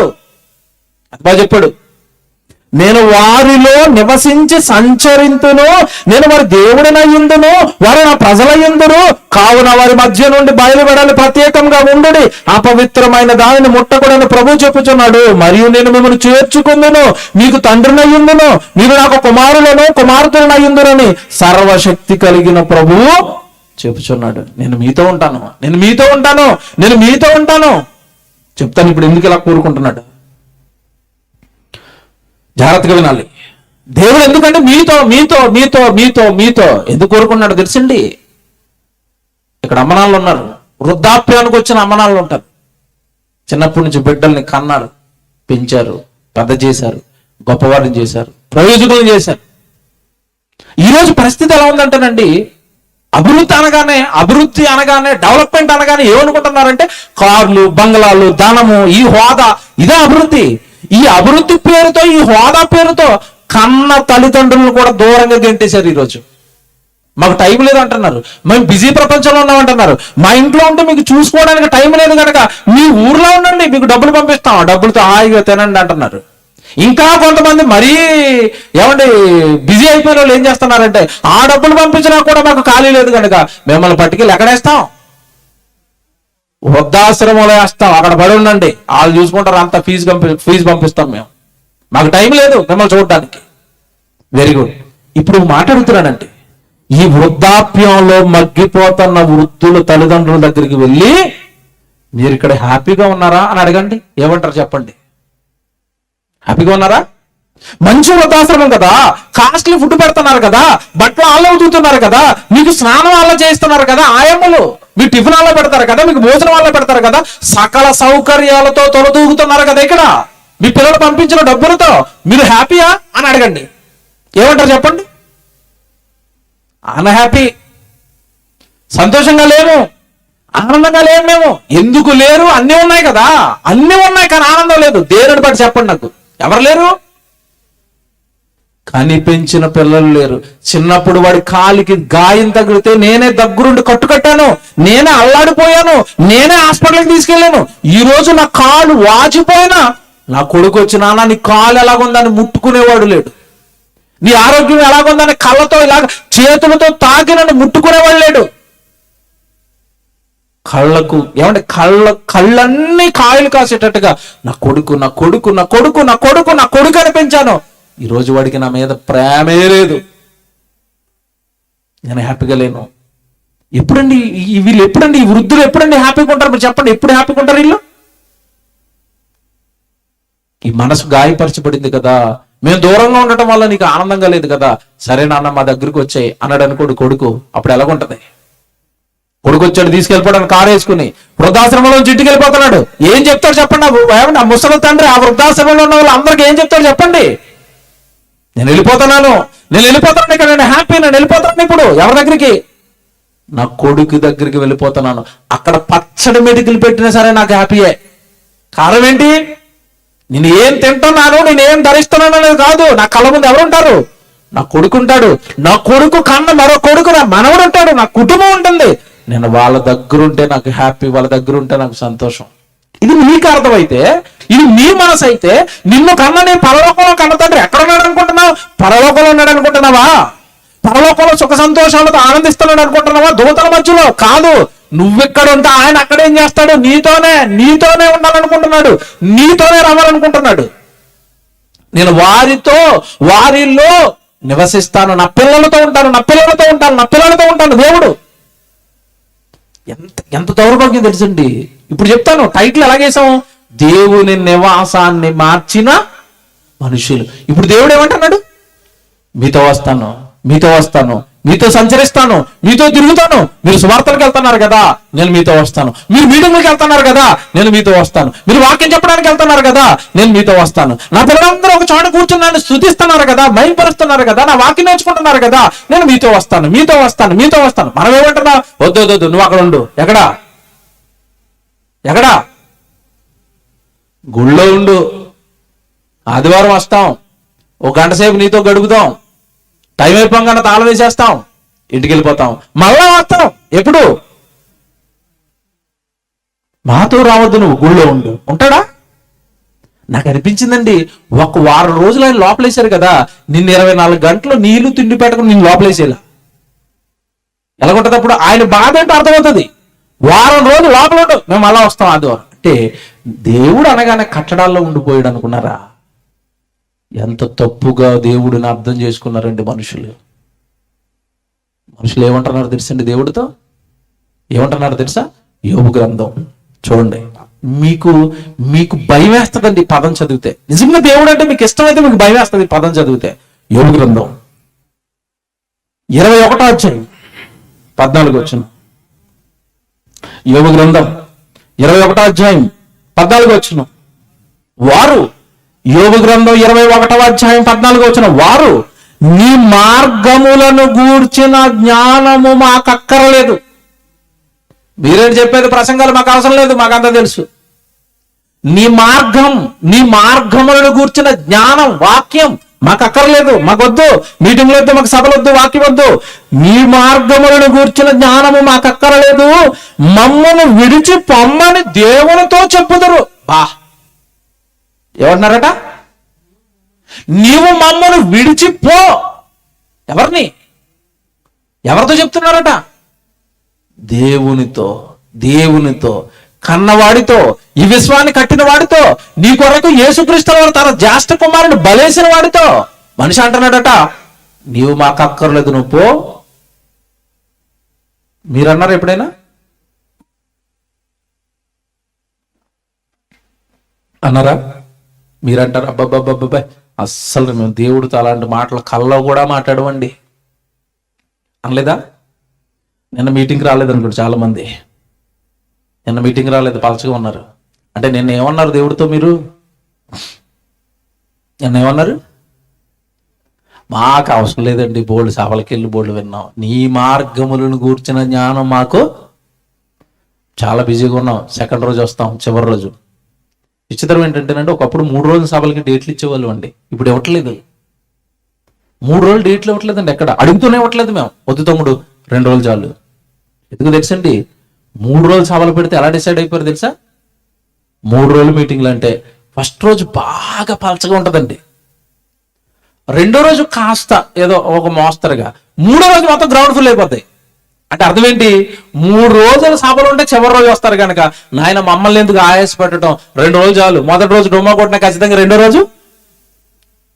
చూసారా, లోకంలో ఒక సామెత ఉంటుంది, యథా రాజా తదా ప్రజ. అంటే అర్థం ఏంటి, ఎవడు రాజుగారు ఎలాగుంటే ప్రజలు అలాగే ఉంటారు. ఇప్పుడు రివర్స్ అయిపోయింది, ప్రజలను బట్టి ప్రసంగాలు డిసైడ్ అవ్వాల్సి వస్తుంది, ప్రజలను బట్టి మీటింగ్ డేట్లు ఇవ్వాల్సి వస్తుంది. రావట్లేదు. నీ మార్గములను గూర్చిన జ్ఞానము మాకు అక్కర్లేదు, మమ్మల్ని విడిచి నువ్వు పో. ఎవరిని వెళ్ళగొట్టారు ఇప్పుడు? ఎవరిని వెళ్ళగొట్టారు? దేవుడిని వెళ్ళగొట్టారు. బాగా వినండి, దేవుడి వాక్యం మాకొద్దు. ఎవడు దేవుడు అనగానే ఏంటనుకుంటున్నారు? దేవుడి వాక్యం, దేవుడి మాట మాకొద్దు. మనిషి ఏమయ్యాడు తెలుసా? చెప్తాను ఇప్పుడు. ఈరోజు మనిషి చేస్తున్న నేరాలకి పాపాలకి కారణం ఏంటో తెలుసా? దేవుణ్ణి సరిగా అర్థం చేసుకోక, దేవుడు కట్టడాలలో ఉన్నాడు అనుకోని మనిషిలోనికి వస్తాను, మీతో పాటు ఉంటాను, మీలో ఉంటానంటే నువ్వు మాకు వద్దు అని గెంటేయటం వల్ల మనిషి ఎలా మారాడో తెలుసా? సామెతల గ్రంథం 4వ అధ్యాయం చూడండి. సామెతల గ్రంథం 4వ అధ్యాయం 16వ వచనం చూద్దాం. సామెతల గ్రంథం 4వ అధ్యాయం ఏమంటే 16వ వచనం.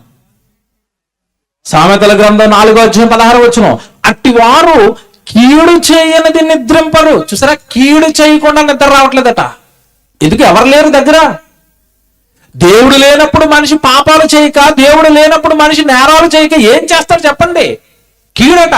నేను మద్యం తాగుతాను, నేను వాడిని పొడి చేస్తాను, వీడిని నరికేస్తాను, వాడిని మోసం చేస్తాను. కీడు కీడు కీడు చేయనిది మనిషి నిద్రింపడు, కీడు చేయనిది నిద్రింపరు, ఎదుటి వారిని పడత్రోయనిది వారికి నిద్ర రాదు. చూసారా ఎలా మాట్లాడు? ఎదుటి వాడిని పడగొడితే గానీ వీడికి ఏం రావట్లేదట? నిద్ర. ఎవరిని మోసం చేద్దాం, ఎవరిని పాడు చేద్దాం, ఎవరికి కీడు చేద్దాం, ఎవరికి నేరం చేద్దాం, ఎవరి కుటుంబాన్ని కూల్చేద్దాం, ఎవరిని బాధపడదాం, ఎవరిని తృణీకరిద్దాం, ఇదే మనసులతో మనిషి తిరుగుతున్నాడు. కారణం ఏంటో తెలుసండి? దేవుడు లేడు కదా. దేవుడు లేనప్పుడు అంత కీడు, దేవుడు లేనప్పుడు అంత చెడు, దేవుడు లేనప్పుడు అంత దౌర్భాగ్యమైన ఆలోచనలు, దేవుడు లేనప్పుడు పాపం మీద ఆలోచనలు, దేవుడు లేనప్పుడు అండి ఈ లోక సంబంధమైన పాపాల వైపు మనిషి వెళ్ళిపోతాడు. మనిషి దేవుడిని గుడిలో పెట్టాడు, మందిరాల్లో ఉన్నాడు అనుకుంటున్నాడు, బయటకు వచ్చి మనిషి యథేచ్ఛగా పాపాలు చేస్తున్నాడు. చాలా మంది ఆలోచన ఎలా ఉంటుంది తెలుసండి? ఆలోచన ఎలా ఉంటుంది తెలుసా? గుళ్ళో ఆరాధనలో ఉన్నప్పుడు అందరూ ఎలాగుంటారు చెప్పండి? స్పెషల్గా ఆడపిల్లలు అయితే ఎలా కూర్చుంటారు గుళ్ళో? కొంగులేసుకుని అందరూ మరియమ్మల్లాగా ఎంతో వినయంతో, ఎంతో నెమ్మదిగా, అయ్యగారు వందనాలు, ఏమంటే తమ్ముడు వందనాలు, అక్క వందనాలు. ఎంత బాగుంటారండి గుళ్ళు, బాగుంటారండి గుళ్ళు, చాలా బాగుంటారు. గుడి అయిపోయేంత వరకు బాగుంటారు. గుళ్ళో పాటలు పాడినప్పుడు బాగుంటారు, గుళ్ళో వాక్యం చెప్పినప్పుడు బాగుంటారు, గుళ్ళో వాక్యం వింటున్నప్పుడు బాగుంటారు. గుడి అయిపోయింది, కొంగలా తీశారు, ఇంటికి వెళ్ళిపోయారు. ఇంటికి వెళ్ళిన తర్వాత గుడిలో ఉన్నట్టుగా ఉంటారా? నాకు చెప్పండి. గుడిలో ఉన్న నెమ్మది ఉందా? గుడిలో ఉన్న ప్రశాంతత ఉందా? గుడిలో ఉన్నంత భయం ఉందా ఇంట్లో? లేదు. ఎందుకు లేదు చెప్పండి? ఎందుకు లేదు? గుడిలో నేను సైలెంట్గా ఉండాలి. కారణం ఏంటి? అక్కడ ఎవరున్నారు? దేవుడు అన్నాడు. ఇప్పుడు ఇంటికి వచ్చాను కనుక దేవుడు ఎక్కడ ఉండిపోయాడు? గుళ్ళో ఉండిపోయాడు. నేను ఇంటికి వచ్చి బూతులాడుతాను, నేను ఇంటికి వచ్చి గొడవలు చేస్తాను, నేను ఇంటికి వచ్చి రంకెలేస్తాను. నేను ఇంటికి వచ్చిన తర్వాత ఎవడు నా విశ్వరూపం చూపిస్తాను. ఎందుకంటే ఇప్పుడు ఇక్కడ ఎవరు లేరు? దేవుడు లేడు. గుడిలో మరియమ్మ, బయటకు వచ్చిన తర్వాత యెజబెలు. అంతేనా? విశ్వరూపం చూపిస్తాను, నేనేంటో చూపిస్తాను. యెజబెలు అనగానే ఏంటనుకుంటున్నారు? క్రూరురాలు. బైబిల్ మొత్తంలో ఏమండి ప్రతిసారి చెడు స్త్రీ గురించి చెప్పాలనుకున్న ప్రతిసారి దేవుడు ఎవరిని జ్ఞాపకం చేసుకుంటారు తెలుసా? యెజబెలు, యెజబెలు, యెజబెలు, యెజబెలు. ఎందుకు ఇలా ఉంటున్నారు? గుళ్ళో ఉన్నప్పుడు బాగుంటున్నారు, బయటికి వెళ్ళిన తర్వాత ఎందుకు బాగోట్లేదంటే గుళ్ళో దేవుడు ఉన్నాడు కనుక నేను సైలెంట్ గా ఉండాలా, గుళ్ళో దేవుడు సన్నిధి కనుక అక్కడ దేవుడు వచ్చాడు కనుక నేను బాబులకు మంచివాడిగా నటించాలా, బయటకు వచ్చిన తర్వాత యథేచ్ఛగా నేను పాపాలు చేస్తాను. చాలా మంది ఆదివారం గుడికి వెళ్తారు, సాయంత్రం అయిపోగానే ఆదివారం రాత్రే మా హైదరాబాద్లో మా హైదరాబాద్లో జరుగుతున్న చెప్తున్నాను, ఒక టెంపుల్ ఉంటుంది, 4 ఆరాధనలు ఉంటాయి. మొదటి వర్షిప్కి వెళ్ళిపోతారండి. వర్షిప్ అయిపోగానే ఇంటికి వెళ్ళేటప్పుడే ఆ మధ్యలో వైన్ షాప్ ఉంటుంది. ఇంటికి వెళ్ళేటప్పుడే బాటిల్లో చికెన్ కొనుక్కొని వెళ్ళిపోతాడు. ఎందుకు? గుళ్ళోకి వెళ్ళినప్పుడు మాత్రం హ్యాపీగా కూడా తాకుండా వెళ్ళాలా? గుడి అయిపోయింది కదా, అక్కడ దేవుడు ఉన్నాడు కదా. ఇప్పుడు మా ఇంట్లో తాగుతాను, నన్ను ఎవరు చూస్తున్నాడు? ఇప్పుడు దేవుడు లేడు కదా మా ఇంటి దగ్గర. దేవుని నివాసాన్ని చేజేతులారా మనిషి ఏం చేశాడు? మార్చేశాడు. మీతో ఉంటాను, మీతో వస్తానండి. నువ్వు గుళ్ళో ఉండు, అక్కడికి వచ్చినప్పుడు మాత్రం మేము నటిస్తాం భక్తుల్లాగా, మనం తాకుండా వస్తాం. బయటకు వచ్చిన తర్వాత శుభ్రంగా తాగి రోడ్ల మీద పడుకుంటాం. మమ్మల్ని ఎవడు అడుగుతాడు? దేవుని నివాసాన్ని మార్చిన మనుషులు. మార్చారా? మార్చారని నేను చెప్పటం లేదు, దేవుడు వచనంలో చెప్పాడు. ఇర్మియా గ్రంథం త్వరగా కొన్ని వచనాలు చూడాలి. ఇర్మియా గ్రంథం 7వ అధ్యాయం, ఇర్మియా గ్రంథం 7వ అధ్యాయం 9వ వచనం చూద్దాం. 4వ వచనం, క్షమించండి. ఇర్మియా గ్రంథం 7వ అధ్యాయము 4వ వచనం అండి. ఇర్మియా గ్రంథం 7వ అధ్యాయము 4వ వచనం. ఈ స్థలము యెహోవా ఆలయము, ఈ స్థలము యెహోవా ఆలయము, ఈ స్థలము యెహోవా ఆలయమని మీరు చెప్పుకొనుచున్నారే. ఈ మోసకరమైన మాటలను మీరు ఏమన్నా? అక్కడ ఎన్నిసార్లు అన్నాడు? 3 సార్లు ఉంటా చూడండి మీ బైబిల్లో. మళ్ళీ చదువుతాను చూడండి. ఇర్మియా గ్రంథం 7వ అధ్యాయము 4వ వచనం. ఈ స్థలము యెహోవా ఆలయము, ఈ స్థలము యెహోవా ఆలయము, ఈ స్థలము యెహోవా ఆలయము అని మీరు చెప్పుచున్నారే. ఎవరు చెప్తున్నారు? దేవుడు ఆ స్థలంలో ఉన్నాడు, దేవుడు ఈ స్థలంలో ఉన్నాడు, దేవుడు ఆ స్థలంలో ఉన్నాడని మీరు చెప్పుకుంటున్నారు. ఆ స్టేట్మెంట్ తో నాకు సంబంధం లేదు. మీరు అనుకుంటున్నారు. మీరు ఎలా మార్చేశారు నా నివాస స్థలాన్ని? ఇది యెహోవా ఆలయం, ఇది యెహోవా ఆలయం, ఈ స్థలం దేవుడు ఉండే చోటు అని మీరు మార్చారు. ఈ మాటలతో నాకు సంబంధం లేదు, అది మీరు చెప్పుకొనుచున్నారే. ఈ మోసకరమైన మాటలను మీరు ఆధారము చేసుకొనకుడి. అలా చెప్పాడు చూడండి. ఇది మోసకరమైన మాటట. స్థలంలో దేవుడు ఉంటాడు అన్నది మోసకరమైన మాటట. నేను అంటం లేదండి, బైబిల్లో ఉంది అలాగా. నేను అంటం లేదు, మీ బైబిల్లో మీ తండ్రి మీతో అంటున్నాడు. ఈ స్థలము యెహోవా ఆలయము, ఈ స్థలము యెహోవా ఆలయము, ఈ స్థలము యెహోవా ఆలయము అని మీరు చెప్పుకుంటున్నారు. నా నివాసాన్ని మీరు మార్చేశారు, నా నివాసాన్ని మీరు మార్చారు. మీకు మాట చెప్తాను, ఇది కాదు, ఇది నిజమో కాదు మీరు చెప్పండి.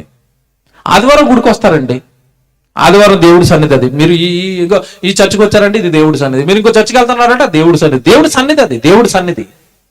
ఏమంటే రైట్, అక్కడ దేవుడు ఆదివారం ఆరాధన చేసుకున్నారంటే అక్కడ దేవుడు వచ్చాడు. మీరు వచ్చారు కనుక అక్కడ దేవుడి సన్నిధి అది, దేవుడు అన్నాడు. Very good, very good. మీ పిల్లలు పుట్టారు, చిన్నవాడికి మొట్టమొదటి వెంట్రుకలు తీయాలి. ఎక్కడ తీస్తారు? ఎక్కడికి వెళ్తారు వెంట్రుకలు తీయడానికి చెప్పండి? మీరు ఎక్కడికి వెళ్తారు వెంట్రుకలు తీయడానికి? ప్రాంతంలో దొనకొండ, దర్శి, ప్రకాశం వాళ్ళందరూ ఎక్కడికి వెళ్తారు? ఖచ్చితంగా విజయవాడే. ఎందుకు? విజయవాడలో గుణదల ఆలయం ఉంది, అక్కడ మేము వెంట్రుకలు తీస్తాం. ఎందుకు అక్కడికి వెళ్ళారు? నేను నాకు తెలియక అడుగుతున్నాను, అక్కడికి ఎందుకు వెళ్ళారు? ఈ ఏపీలో ఉన్న వాళ్ళందరూ, ఆంధ్రప్రదేశ్లో ఉన్న వాళ్ళందరూ విజయవాడ గుణదల వెళ్ళిపోతారట. మా హైదరాబాద్లో ఉన్న వాళ్ళందరూ ఆల్కొక టెంపుల్ ఉంది అక్కడ, మెదక్. దీనికంటే సూపర్ అది, దీనికంటే పెద్దది. ఏమిటి గుణదలకి వెళ్ళి ఎందుకు ఇవ్వాలనుకుంటున్నారు? మెదక్కి వెళ్ళి ఎందుకు ఇవ్వాలనుకుంటున్నారు? ఇంకా కాస్త డబ్బులు పరసలు ఆగుంది అనుకోండి, ఇశ్రాయేల్కి టికెట్లు బుక్ చేస్తారు. ఎక్కడికి? యెరూషలేముకి. అక్కడ తీస్తాం, అక్కడ తీసుకుంటాం. మీరు వెళుతున్న మీ సంఘంలో, నేను అడుగుతున్నాను, మీరు వెళుతున్న మీ సంఘాలలో దేవుడు లేడా? అది దేవుడి సన్నిధి కాదా? అక్కడ దేవుడు రావటం లేదా? స్థలాలు ఎందుకు ఎదుర్కొంటున్నారు? ఈ స్థలం గురదల్లో దేవుడు ఉన్నాడు, ఈ స్థలం మెదక్లో దేవుడు ఉన్నాడు, ఈ స్థలం యెరూషలేములో దేవుడు ఉన్నాడు. ఎవరు చెప్పారు మీకు? నేను చెప్పానా? చూడండి ఎంత బాగా మాట్లాడాడు. ఈ స్థలము మెదక్, ఈ స్థలము విజయవాడ, ఈ స్థలము యెరూషలేము, ఈ స్థలము, ఈ స్థలము, ఈ స్థలము, ఈ స్థలములో నేను ఉన్నానా? ఈ స్థలము యెహోవా ఆలయమా అని మీరు చెప్పుకుంటున్నారు. మీరు చేశారు అలా, అది మీరు ప్రచారం చేశారు, మీరు దాన్ని నమ్మేశారు. దేవుడిగా స్టేట్మెంట్ తో నాకే సంబంధం లేదు. మీరు అనుకుంటున్నారు అలాగా. నేనేమో మీరు ఎక్కడుంటే చాలు, 2-3 ఎక్కడ ఉంటే అక్కడికి నేను వస్తానని నేను అంటున్నాను. 2-3 ఉన్న చోట నేనుంటానని నేను అంటున్నాను. మీరేమో స్థలాలలో, కట్టడాలలో నన్ను వెతుకుతున్నారు. అందుకే మీరు ఏమయ్యారో తెలుసా? దేవుడు ఎక్కడో ఉన్నాడు కనుక అక్కడ ఉన్నప్పుడు నేను సైలెంట్గా ఉంటాను, అక్కడ ఉన్నప్పుడు పవిత్రంగా ఉంటాను, బయటకు వచ్చిన తర్వాత పాపం చేస్తాను. నీకు అర్థం అవ్వలేదు అసలు నేను ఎక్కడ ఉంటాను. నీతో ఉంటాను, నీలో ఉంటాను. ఏమంటే ఎప్పుడు దేవుడు నాతో ఉన్నాడు అన్న భయం ఉందనుకోండి, మనిషి పాపం చేస్తాడా? నేను అడుగుతున్నాను సూటిగా. ఎవడు ఇప్పుడు నాతో ఉన్నాడు కదండి, ఇప్పుడు నాలోనే ఉన్నాడని నేను ప్రతిరోజు భయపడుతున్నాను అనుకోండి, పాపం చేస్తానా? వ్యభిచారం చేస్తానా? దొంగతనం చేస్తానా? మద్యం తాగుతానా? నేను నాతోనే ఉన్నాడండి బాబు దేవుడు అన్న భయం నాకు ఉందనుకో, నేను తప్పు చేస్తానా? నేను పాపం చేస్తాను? మీరు చెప్పండి, చేస్తానా? చేయను. మీతోనే ఉన్నాడని 24 గంటలు నాలోనే దేవుడు ఉన్నాడు, నాతోనే దేవుడు ఉన్నాడు, నాతోనే దేవుడు ఉన్నాడు అనుకోండి, మీరు పరిశుద్ధులుగా పవిత్రులుగా ఉంటారా? పాపం చేస్తారా? మీరు చెప్పండి. ఇప్పుడు ఎందుకు మనిషి పాపయ్యాడు అంటే దేవుడు నివాస స్థలాన్ని మార్చేశాడు. ఎక్కడో ఉన్నాడు స్థలంలో దేవుడు, నేను ఇక్కడ మాత్రం పాపం చేస్తాను కాదు. నీతో ఉన్నాడు, నీలో ఉండి కుమిలిపోతున్నాడు. నువ్వు తప్పు చేస్తుంటే, నువ్వు నేరం చేస్తుంటే, నువ్వు పాపం చేస్తుంటే, నువ్వు కుమారుడు కదా, నువ్వు కుమార్తెవు కదా, నీతో ఉన్నాడు మీ నాన్న దేవుడు. కొత్త నిబంధన అంతా కూడా దేవుడు యేసుక్రీస్తుల వారు ఏమని పరిచయం చేశాడు తెలుసండి? మీ తండ్రి, మీ తండ్రి, మీ తండ్రి, దేవుడు మీ తండ్రి, దేవుడు మీ తండ్రి. మా నాన్న నాతో ఉన్నాడు, నేను తప్పు చేయను. మా నాన్న నాతో ఉన్నాడు, నేను భూత్ సినిమాలు చూడను. మా నాన్న నాతో ఉన్నాడు, నేను ఆడపిల్లలు ఏడిపించను. మా నాన్న నాతో ఉన్నాడు, నేను పరాస్త్రీని మోహం చూపుతూ చూడను. మా నాన్న నాతో ఉన్నాడు దేవుడు, నేను తప్పు చేయను, నేను తప్పు చేయకూడదు. మా నాన్న నాతో ఉన్నాడు, దేవుడు నాలో ఉన్నాడు, నేను తప్పు చేయకూడదు. నేను దేవుడు కుమారుణ్ణి, నేను దేవుడు కుమార్తెని, నేను ఎందుకు చేస్తాను తప్పు? నాలో ఉన్నాడు. కుమిలిపోతాడు ఏదైనా తప్పు చేస్తే నాలో ఉండి. ఇలా ఆలోచిస్తేనండి మనుషులు పవిత్రులుగా ఉండేవారండి. ఇలా ఆలోచిస్తేనండి మనుషులు ఎంత బాగుండేవారండి, నేరాలు జరగవండి. మీకు అర్థం కావడానికి ఉదాహరణ చెప్తాను అర్థం కావడానికి. స్కూల్లో పిల్లలు బాగా వినండి, స్కూల్లో పిల్లలు సైలెంట్ గా బుద్ధిమంతులుగా ఎప్పుడుంటారు చెప్పండి? క్లాస్ రూమ్ లో ఎవరు ఉండాలి? క్లాస్ రూమ్ లో టీచర్ ఉన్నంత కాలం అండి గాంధీ మహాత్మలో కూర్చుంటారు వీళ్ళు ఇలా సైలెంట్ గా, ఏమి తెలియదు అన్నట్టుగా. టీచర్ ఉన్నంతసేపే. ఎవడు గంట కొట్టింది, టీచర్ క్లాస్ అయిపోయింది, టీచర్ అలా బయటికి వెళ్ళాడండి. బయటికి వెళ్ళంగానే క్లాస్ రూమ్ ఏమవుతుంది చెప్పండి? జోరేగల గుయ్ గుయ్ గుయ్ గుయ్ గుయ్ గుయ్ గుయ్యమని ఆడు పలకి ఈడెత్తేస్తాడు, ఆడు బ్యాగ్ ఈడెత్తేస్తాడు, ఒకరి మీద కూడా ఎక్కేస్తాడు, బెంచీలు ఎక్కేస్తారు, తిరిగేస్తారు, అల్లరి కేకలు. బాబాయ్ గోల వినలేమండి. ఎంతమంది క్లాస్ రూమ్ లో ఎంతమంది ఉంటారు? 30-40 మంది. గోల గోల గోల గోల. క్లాస్ రూమ్ లో ఉండలేరు. కొద్దిసేపుడికి మళ్ళీ ఇంకో క్లాస్ అయింది, ఇంకో టీచర్ అలాగొచ్చాడు. మళ్ళీ వీళ్ళు ఏమైపోతారు చెప్పండి? మళ్ళీ వీళ్ళు సైలెన్స్. మాస్టర్ గారు వచ్చారు రోయ్. ఒకడు బయట నుంచి తొంగి చూస్తూ ఉంటాడు కిటికీలో, ఎప్పుడు వస్తాడా అని. ఆయన అక్కడ చూడగానే అడుగుతాడు, రే మాస్టర్ వస్తున్నాడు రో 2వ క్లాస్కి. అంతే. మళ్ళా ఏమైపోతారు చెప్పండి వీళ్ళంతా? Pin drop silence. మళ్ళీ గాంధీ మహాత్ములు. మీకు ఇప్పుడు ఎందుకు చెప్పాను తెలుసండి? ఇది పిల్లలు ఎందుకు సైలెంట్ గా ఉంటున్నారు? ఎవరున్నారు కనుక అక్కడ? మాస్టర్ ఉన్నారు కనుక. నువ్వు కట్టడిలో నువ్వు తప్పు చేయకుండా ఉండాలి అంటే నీకు ఎప్పుడు ఒక భావం ఉండాలి. ఏంటో తెలుసా? నేను బాప్తిస్మం తీసుకున్న నాడే నాలోనికి దేవుడు వచ్చాడు. నేను తప్పుడు మాటలు మాట్లాడితే నాలో ఉన్న దేవుడు బాధపడతాడు. నేను మాట్లాడకూడదండి, నేను ఎవరిని ఏమీ అనకూడదండి. దేవుడి గురించి మాట్లాడుకోవాలి, దేవుడి పని గురించి మాట్లాడుకోవాలి. వాళ్ళ మీద నేరాలు మోపడం, వీడు చెడ్డోడండి, వాడు అలాగండి, వీడు ఎలాగండి అంటున్నాం అనుకోండి, ఇటేటండి బాబు నా పిల్లల్ని తిడుతున్నాడు అని లోపల కుమిలిపోతాడు మీ నాన్న. యెహోవా యందు భయభక్తులు కలిగిన వారిద్దరు మాట్లాడుకుంటే దేవుడు ఏం చేస్తాడట? చెవి యొక్క ఆలకిస్తాడు. నువ్వు మాట్లాడుతున్నప్పుడు చెవి ఒక్కుతున్నాడు. ఏం చెప్తున్నాడు వీడు? ఏం చెప్తున్నావు? వాక్యం చెప్తున్నావా? అవతల వాడిని నిలబెట్టేవి చెప్తున్నావా? అవతల వాడిని ఎవరు పడగొట్టేవి చెప్తున్నావా? ఏం చెప్తున్నావు? ఏం మాట్లాడుతున్నావు? దేవుడు మీతో ఉంటాడు మర్చిపోకండి, మీలో ఉంటాడు మర్చిపోకండి. ఈరోజు పాపాలకి కారణం ఏంటో స్పష్టంగా బైబిల్లో దేవుడు రాశాడు. హోషే గ్రంథం ముగించేస్తాను, ఇక చివరి మాటలు జాగ్రత్తగా చూసుకోండి. హోషే గ్రంథం 4వ అధ్యాయం. అందరు తీయాలి ఈ వచనం. హోషే గ్రంథం 4వ అధ్యాయము 11వ వచనం నుంచి చూద్దాం. జాగ్రత్తగా తీయండి అందరూ. హోషే గ్రంథం 4వ అధ్యాయము 11వ వచనం. ఎవడు మనుషుల పాపాల గురించి చెప్తున్నాడు, ఆ పాపాలు ఎందుకు జరుగుతున్నాయి చెప్తారు చూడండి. ఇప్పుడు హోషే గ్రంథం 4వ అధ్యాయం 11వ వచనం. వ్యభిచార క్రియలు చేయుట చేతను, ద్రాక్షారసము పానము చేయుట చేతను, మద్యపానము చేతను వారు మతి చెడిరి. చూసారా? వ్యభిచారం చేస్తున్నారట, ఏమంటే ద్రాక్షారసం అట, మద్యం అట, ఇవన్నీ తాగి మతిపోయిందట వాళ్ళకి. అందుకే ఒకడొకడు చంపుకుంటున్నాడు, అందుకే ఒకడొకడు తిట్టుకుంటున్నాడు, అందుకే ఒకడొకడు కొట్టుకుంటున్నాడు, అందుకే ఒకడొకడు నరుక్కుంటున్నాడు. మన మధ్యకాలంలో చెప్పాను కదండి, నిన్న చెప్పినట్టుగా గుర్తు. గుంటూరులో 4 యువకులు కలిసి 2 వాచ్మెన్లు ఒకే రోజు చంపేశారు. మద్యం మత్తులో డబ్బు కోసం ఒకడు, బైకుల కోసం ఒకడు, ఎవడు మందు సీసాల కోసం ఒకడు, ఎవడి పొట్టకూటి కోసం చిన్న ఉద్యోగం చేసుకుంటున్న 2 వాచ్మెన్లను రాడ్లతో కొట్టి చంపేశారు మద్యం మత్తులో. వాళ్ళు మత్తులు అయ్యారట. వ్యభిచారంతో, ద్రాక్షారసము పానము చేయటంతో, మద్యపానం చేయటంతో వాళ్ళు మతి చెడింది. 12వ వచనం, నా జనులు తాము పెట్టుకొనిన కర్ర యొద్ద విచారణ చేయుదురు, తమ చేతి కర్ర వారికి సంగతి తెలియచేయును. వ్యభిచార మనసు వారిని త్రోవ తప్పింపక వారు తమ దేవుని విసర్జించి వ్యభిచరింతురు. 13వ వచనం, ఎందుకు ఈ ఘోరాలన్నీ జరుగుతున్నాయి? 13వ వచనం చెప్తాడు చూడండి, పర్వత శిఖరముల మీద బలులు అర్పింతురు. బలు ఇవ్వడానికి ఎక్కడికి వెళ్తున్నారట? పర్వత శిఖరాలు, పర్వతాలు ఎక్కిపోవాలి, అక్కడ దేవుడు అన్నాడు. గుణదల గుడి ఎక్కడ ఉన్నా చెప్పండి? కింద ఉందా, పైన ఉందా? పైనే. పర్వత శిఖరముల మీద చూడండి, పర్వత శిఖరముల మీద బలులు అర్పింతురు, కొండల మీద ధూపము వేయుదురు, సింధూర వృక్షముల క్రిందను, చీనారు వృక్షముల క్రిందను, మస్తకి వృక్షముల క్రిందను నీడ మంచిదని అచటనే ధూపము వేయుదురు. అందువలననే, ఇదేంటిది? ధూపాలు వేస్తున్నారట, బలులు ఇస్తున్నారట, దేవుడు ఉన్నాడని కొండలెక్కిపోతున్నారట, చెట్ల కింద దేవుడు ఉన్నాడని దేవుడికి బలులు వేస్తున్నారట, ధూపాలు వేస్తున్నారట. అందువలననే, చూడండి అక్కడ ఎలాగుందో, అందువలననే నా కుమార్తెలు వేశ్యలైరి, మీ కోడండ్లను వ్యభిచారులు అయిపోయారు. ఎందుకు? దేవుడు కొండల మీద, గుట్టల మీద, చెట్ల కింద దేవుడిని ఎదుగుతున్నారు. ఎవడు నీలో ఉన్నాడు దేవుడిని మర్చిపోయి కొండల మీద దేవుడిని అడిగి అక్కడ బలులు ఇస్తున్నారట. కొండ దిగిన తర్వాత వ్యభిచారం చేస్తున్నారట. అంతేనా?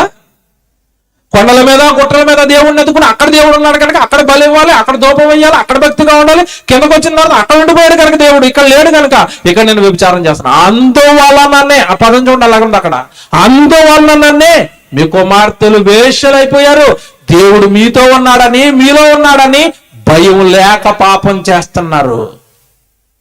దేవుడి నివాసాన్ని మార్చేశారు, స్థలాలకు ఇచ్చేశారు. దేవుని స్థలాల్లో ఉంటాడు, మందిరాల్లో ఉంటాడు, కట్టడాల్లో ఉంటాడని దేవుడి నివాసాన్ని మార్చి మనిషి యథేచ్ఛగా పాపాలు చేస్తున్నాడు, నేరాలు చేస్తున్నాడు, మోసాలు చేస్తున్నాడు.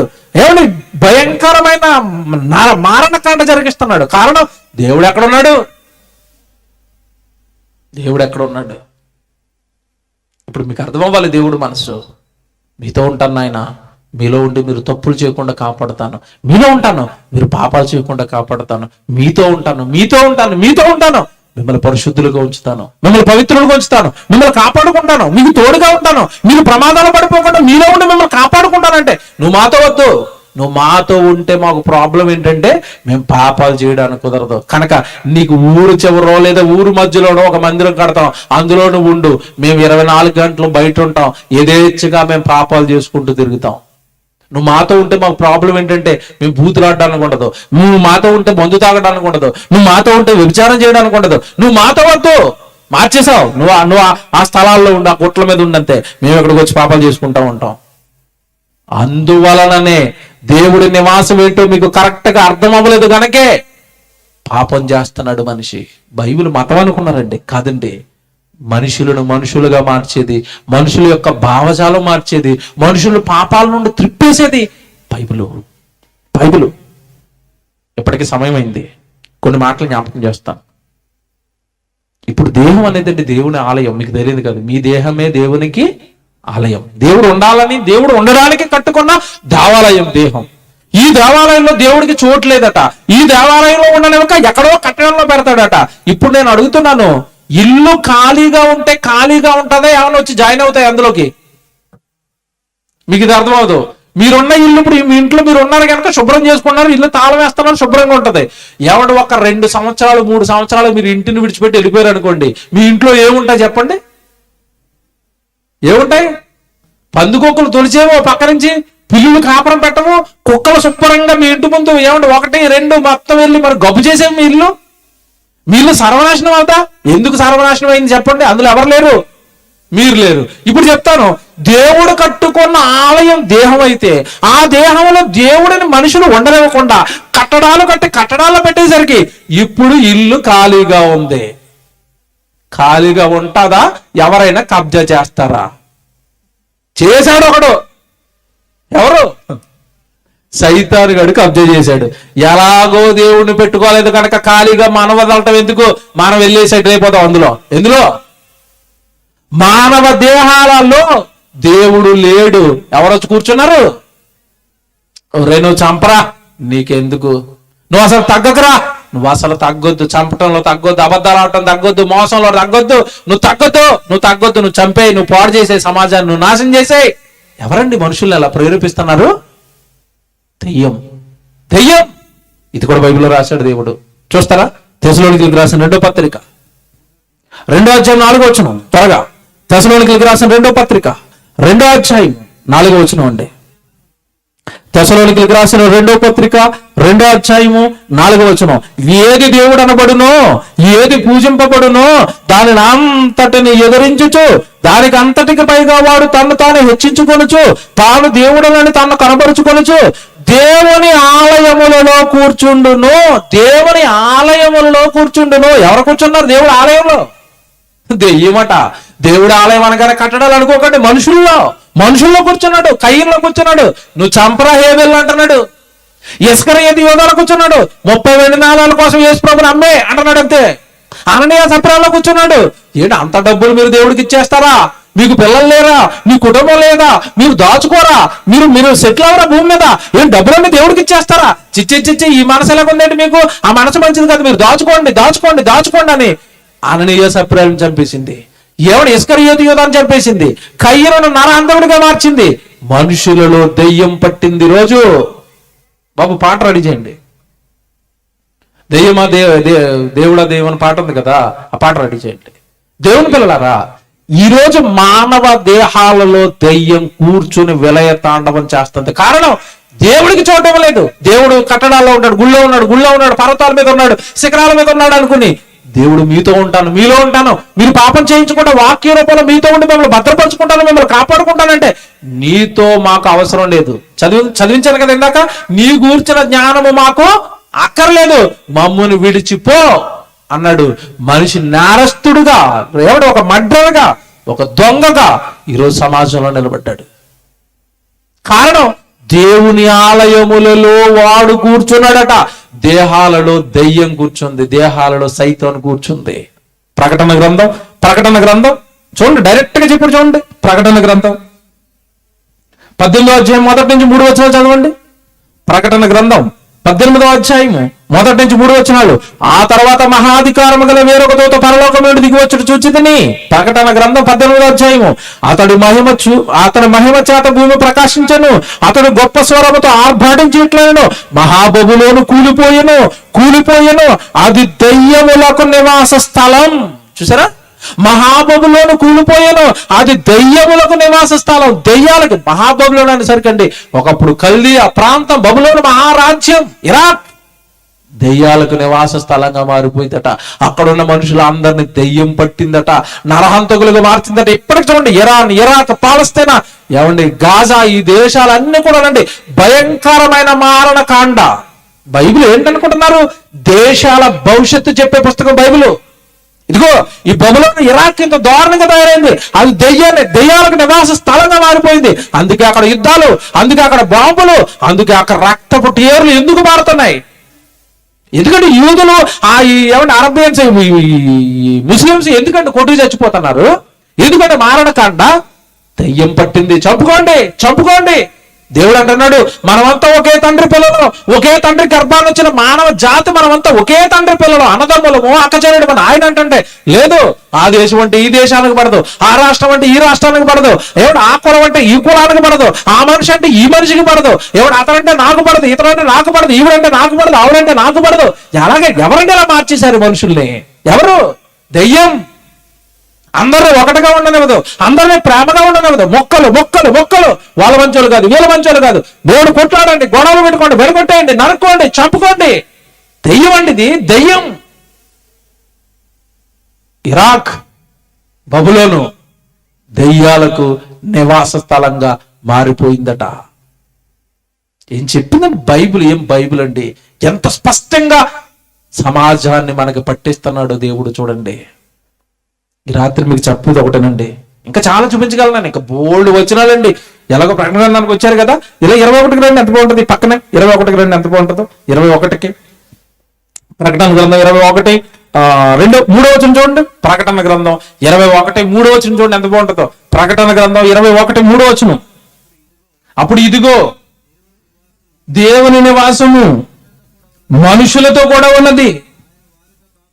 చూసారా, దేవుని నివాసం ఎవరితో ఉందట? మనుషులతో. దేవుని నివాసము మనుషులతో కూడా ఉన్నది. ఆయన వారితో కాపురముండును, వారు ఆయన ప్రజలయ్యుందరు. దేవుడు తానే వారికి దేవుడు అయ్యుండి వారికి తోడయ్యుండను. పాప నేను మీతో ఉంటాను, మీతో నివసిస్తాను, మీలో ఉంటాను, మీకు తోడుగా ఉంటాను. మీకు ప్రమాదాలు రాకుండా, మీకు భయంకరమైన వ్యాధులు రాకుండా, రోగాలు రాకుండా, మీరు తప్పులు చేయకుండా, మీరు పాపాల్లో పడిపోకుండా మీకు తోడుగా ఉంటాను. మీ హృదయంలో నాకు చోటిస్తారా? వాక్యానికి చోటిస్తారా? బైబిల్కి చోటిస్తారా? దేవుడు పనికి చోటిస్తారా? దేవుడు మాటలు నేర్చుకుంటారా? బైబిల్ దగ్గరకు వస్తారా? వాక్యం నేర్చుకుంటారా? మాకు వాక్యం కావాలని అంటారా? మాకు దేవుడు సన్నిధి కావాలని అంటారా? నేను మీతో ఉంటాను, మీకు తోడుగా ఉంటాను. దేవుడు పరిస్థితి ఏంటో తెలుసండి. ఈరోజు మనుషులను కనుక్కున్నాడు ఆయననండి. ఈ మానవ దేహాలన్నీ దేవుడికి ఆలయాలండి. కానీ దేవుడు ఎక్కడ ఉండిపోయాడు తెలుసండి? దేవుడు ఎక్కడ ఉండిపోయాడు తెలుసా? ఇక్కడే ప్రకటన గ్రంథంలోనే ఉన్నారు కదా. 3వ అధ్యాయానికి రండి.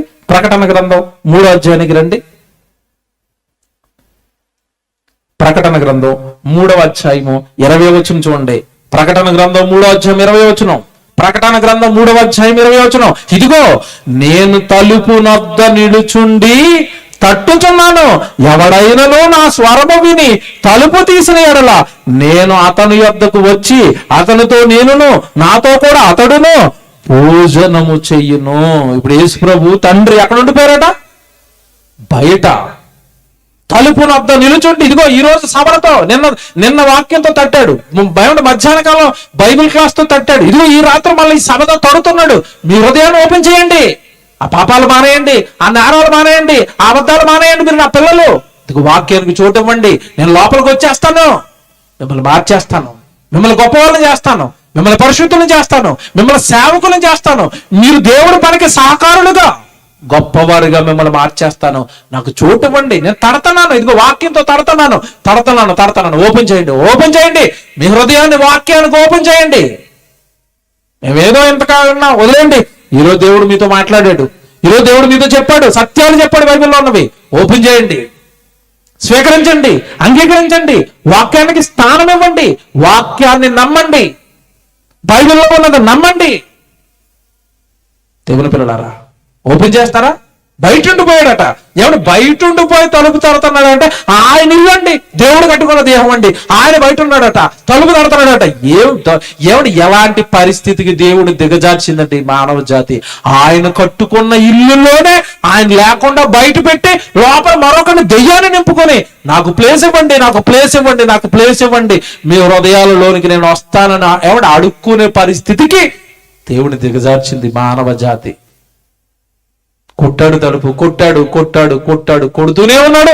కొన్ని సంవత్సరాలుగా మన జీవితంలో వాక్యానికి చోటిస్తారా అని మనల్ని కొడుతూనే ఉన్నాడు, అడుగుతూనే ఉన్నాడు. మీ హృదయాల్లో నాకు చోటిస్తారా? మీతో వచ్చేస్తాను, మీతో ఉంటాను, మిమ్మల్ని గొప్ప వాళ్ళని చేస్తాను, మిమ్మల్ని మంచి వాళ్ళని చేస్తానంటే మనిషి వాక్యానికి చోటు ఇవ్వడు కదండి. ఈరోజు ఇవ్వడు కదండి, ఇప్పుడు. అందుకే నేను లేనప్పుడు మీరు ఏమైపోతారో నాకు తెలుసురా. మిమ్మల్ని సైతాను పట్టేస్తుందిరా, మిమ్మల్ని పాడు చేస్తుందిరా, మిమ్మల్ని నరహంతకులను చేస్తుందిరా, వాడిని వెళ్ళగొట్టేయండిరా, నేను మీలోకి వచ్చేస్తాను. దేవుడు అండి ఎంత ప్రేమ అండి. ప్రారంభంలో చెప్పాను కదా ఒక మాట, దేవుడు ప్రేమ ఏంటో రోజు మీకు అర్థమవుతుందని. మనం ఎన్ని నేరాలు చేసినా, మనం ఎన్ని పాపాలు చేసినా, మనం ఎన్ని ఘోరాలు చేసినానండి, పోలేరా ఏదో చేసావు ఎంతకాలం. ఇగో ఈ సభతో మారిపోతావా, ఈ ప్రసంగంతో మారిపోతావా? ఏదో చేసావు వదిలేసాయి, క్షమిస్తాను. నిన్ను ప్రాణాలతో నీ భూమి మీద ఉంచానంటే నిన్ను ఇప్పటి వరకు క్షమిస్తూనే ఉన్నాను. నువ్వు మారాలని ఎదురు చూస్తూనే ఉన్నాను. ఎంతకాలం ఏమో చేసావేమో. ప్రసంగం విన్న తర్వాత నాకు చోటిస్తానంటే నిన్ను క్షమించి, నిన్ను భరించటానికి, నిన్ను మనిషిగా మార్చటానికి, నిన్ను పరిశుద్ధుని చేయడానికి ఇదిగో ఈ రాత్రి నీలోకి రావాలనుకుంటున్నాను. వాక్యం రూపంలో నాకు ప్లేస్ ఇస్తావా? నువ్వు బాధ విడిచిపెట్టు, నేను ఇలాగా ఇచ్చేసానండి. ఎవడి దేవుడు పెద్ద పెద్ద నరహంతకుల్ని క్షమించేశాడు, పెద్ద వ్యభిచారుల్ని క్షమించేశాడు. క్షమ దేవుడు గుణం. మనం ఒప్పుకుంటే చాలండి. దేవా, ఇంతకాలం ఏదో చేశాను తప్పులు, ఇదిగో మంచి వాక్యం విన్నాను, ఇది నాలో ఉంటానని కోరుకున్నావు, ఇంతకాలం నాకు తెలియదు నువ్వు గుళ్ళో ఉంటావనుకున్నాను, గుడికి వచ్చినప్పుడే నువ్వు ఉంటావు అనుకున్నాను, నాలో ఉండాలనుకుంటున్నావా, నాతో ఉండాలనుకుంటున్నావా? ఇంక తప్పు చేయను ప్రభువా, నాతో ఉండండి, నాలో ఉండండి, నన్ను కాపాడండి, నా కుటుంబాన్ని కాపాడండి, నా పిల్లల్ని కాపాడండి. ప్రార్థించండి. దేవుడు మీతో రాకపోతే అడగండి. పిచ్చి మనమంటే దేవుడికి పిచ్చి ప్రేమ. నా పిల్లలు నా పిల్లలు నా పిల్లలు ప్రారంభం నుంచి మన గురించి పరితపించిపోతున్నాడంటే అవకాశం ఇవ్వండి దేవుడికి, అవకాశం ఇవ్వండి దేవుడి వాక్యాలకి. ఇదిగో ఈ సభలు జరుగుతున్నాయంటేనండి నిజంగానండి పెద్దలకి జోహార్. నిజంగా ఈ బాప్టిస్టు చర్చ్ పెద్దలకి జోహార్ అండి. మాకు అవకాశం ఇచ్చారు, మాకు అవకాశం ఇచ్చారు. మేము కోరుకునేది ఒకటేనండి, ఏ ఆస్తులో ఏ సంపదలో ఏ డబ్బు కోరుకోవండి. ఒక 100 మందిలో 200 మందిలో కూర్చోబెట్టండి చాలు. మేము వాక్యం చెప్పి వెళ్ళిపోతాం. మా నాన్న గురించి మేము చెప్పాలి, వీళ్ళంతా మా అక్కలు, వీళ్ళంతా మా తమ్ముళ్ళు, వీళ్ళంతా మా చెల్లెళ్ళు, వాళ్ళకి దేవుడి గురించి తెలియాలి. మేము ఖర్చు అయిపోతాం, మేము త్యాగం చేస్తాం, మేము మా కుటుంబాలు విడిచిపెట్టుకుంటాం. కొంచెం అవకాశం ఇవ్వండి మా తండ్రి గురించి చెప్పడానికి, మా నాన్న గురించి చెప్పడానికి కాస్త అవకాశం ఇవ్వండి. అవకాశం అడిగేవండి, ఇచ్చారు. పెద్దలకి మా వందనాలు. చిన్నపిల్లలమైనా చిన్న చిన్న పిల్లలు వచ్చి దేవుడి గురించి మేము చెబుతాం, సభలు పెడతాం అనగానే ఏమండి ఎంతమంది అయితే పెద్దలు ఈ కార్యక్రమానికి సహకారం చేశారో వాళ్ళని అనుదినము ఆ ప్రార్థనలో మేము జ్ఞాపకం చేసుకుంటాం. అవకాశం ఇచ్చారు దేవుడి మాటలకు చాలు, అవకాశం ఇచ్చారు దేవుడి వాక్యం ప్రజల్లోనికి వెళ్ళడానికి చాలు. దేవుని పిల్లలారా, దేవుడి పనికి సహకారులుగా ఉండటం, దేవుడి వాక్యాన్ని ప్రజల్లో చెప్పించడానికి మంచి మనస్సుతో ముందుకు రావడం, ఇది గొప్ప భాగ్యము, ధన్యత. దేవుని పిల్లలారా, చివరికి ఒక మాట చూపించనండి. దేవుడు ఎలా ఉన్నాడో, ఎవడు మనం దూరంగా ఉంటుంటే దేవుడికి ఏమన్నా గుళ్ళో ఉన్నాడు అనుకోని ఆయన ఎక్కడో పెట్టేసి మనం ఇలా ఉండిపోయాం అనుకోండి, దేవుడు ఏమంటున్నాడు తెలుసండి? చివరి వచనం అండి, విలాప వాక్యాలు 1వ అధ్యాయం 6వ వచనం చూడండి.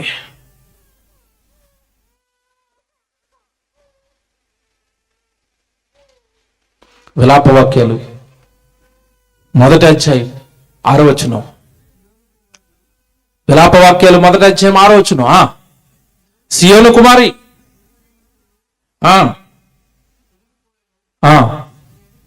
దాని అధిపతులు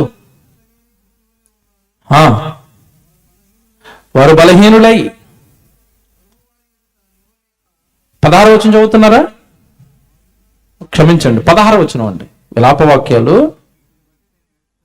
వీటిని బట్టి నేను ఏడ్చుచున్నాను. విలాపవాక్యాలు 1వ అధ్యాయం 16వ వచనం అండి.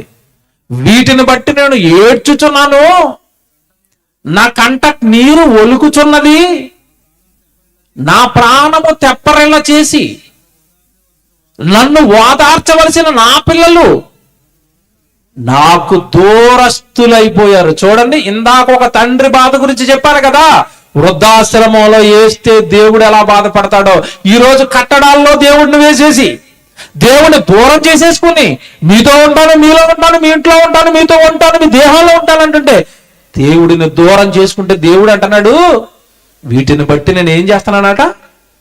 ఏడ్చుచున్నాను. ఎందుకు? నా ప్రాణాన్ని తెప్పరిల్ల చేయవలసిన వారు, నాకు సంతోషాన్ని ఇవ్వాల్సిన వారు, నన్ను గణపరచవలసిన వారు, నన్ను మహిమపరచవలసిన వారు, నా గురించి మాట్లాడవలసిన వారు, నా గురించి నశించిపోతున్న సమాజానికి చెప్పవలసిన వారు నా పిల్లలు నాకు దూరం అయిపోయారు, నాకు దూరం అయిపోయారు, నా మనసుకు దగ్గరగా లేరు, నన్ను వాళ్ళతో ఉండనివ్వటం లేదు, వాళ్ళు నాతో ఉండటం లేదు, నాకు వాళ్ళకి చాలా దూరం ఏర్పడింది. దూరం చేశారు, నన్ను దూరం చేసేశారు, నన్ను దూరం చేసేశారు. ఏంటండి దేవుడు ఎంత బాధపడుతున్నాడండి? దేవుడు ఏడుస్తున్నాడట, పిల్లలు దూరంగా పెట్టారని బాధపడుతున్నాడట. ఎవరికి అర్థమైందండి ఈ బాధ? మాకు అర్థమైపోయిందండి, మాకు అర్థమైపోయింది. ఆయన పిల్లలు ఆయన వాక్యానికి దూరంగా ఉంటే దేవుడు బాధపడతాడు. తమ్ముడు, మనం కష్టం, మనం 1000 రూపాయలు ఖర్చు అయిపోయినా పర్వాలేదు, పెట్టండి సభలో, నేను వస్తాను, తండ్రి గురించి వాళ్ళకి చెబుతాను. వాళ్ళ దగ్గరగా ఉండాలి, ఎవరికి దూరంగా ఉండకూడదు, వాక్యానికి దూరంగా ఉండకూడదు, దేవుడి పనికి దూరంగా ఉండకూడదు, దేవుడి సేవకు దూరంగా ఉండకూడదు. ఆయన బాధపడతాడు. పుట్టించింది ఆయన, పని చేస్తామని పుట్టించింది ఆయన, ఆయన గురించి చెబుతామని. ఆయనే మన జీవితంలో లేనప్పుడు, ఆయన సన్నిధి మన జీవితంలో లేనప్పుడు, ఆయన పని మన జీవితంలో లేనప్పుడు, ఆయన సేవ మన జీవితంలో లేనప్పుడు ఎందుకు మన ఈ జీవితాలు మీరు చెప్పండి? ఎందుకు ఈ బ్రతుకులు మనం చెప్పండి? ఆయనే లేనప్పుడు, అసలు ఆయనే మన జీవితంలో లేనప్పుడు ఎందుకు ఆ బ్రతుకు? కయ్యను ఒక్కసారి జ్ఞాపకం చేసుకోనండి. నరహంతకుడు అయ్యుండే అంటున్నాడు, మీ సన్నిధిని నాకు దూరం చేయకండి. ఏంటంటే నిజంగా దేవుడు దూరం అయిపోతే బాధపడతాడండి. అందరికీ చెప్తున్నాను, దేవుడి సన్నిధికి దూరం అవ్వకండి, దేవుడి పనికి దూరం అవ్వకండి. లోక సంబంధమైనవి ఏవో మెదడు నిండా నింపుకుని దేవుడికి అన్యాయం చేయకండి. దేవుడికి దగ్గరగా ఉండండి, వాక్యానికి దగ్గరగా ఉండండి.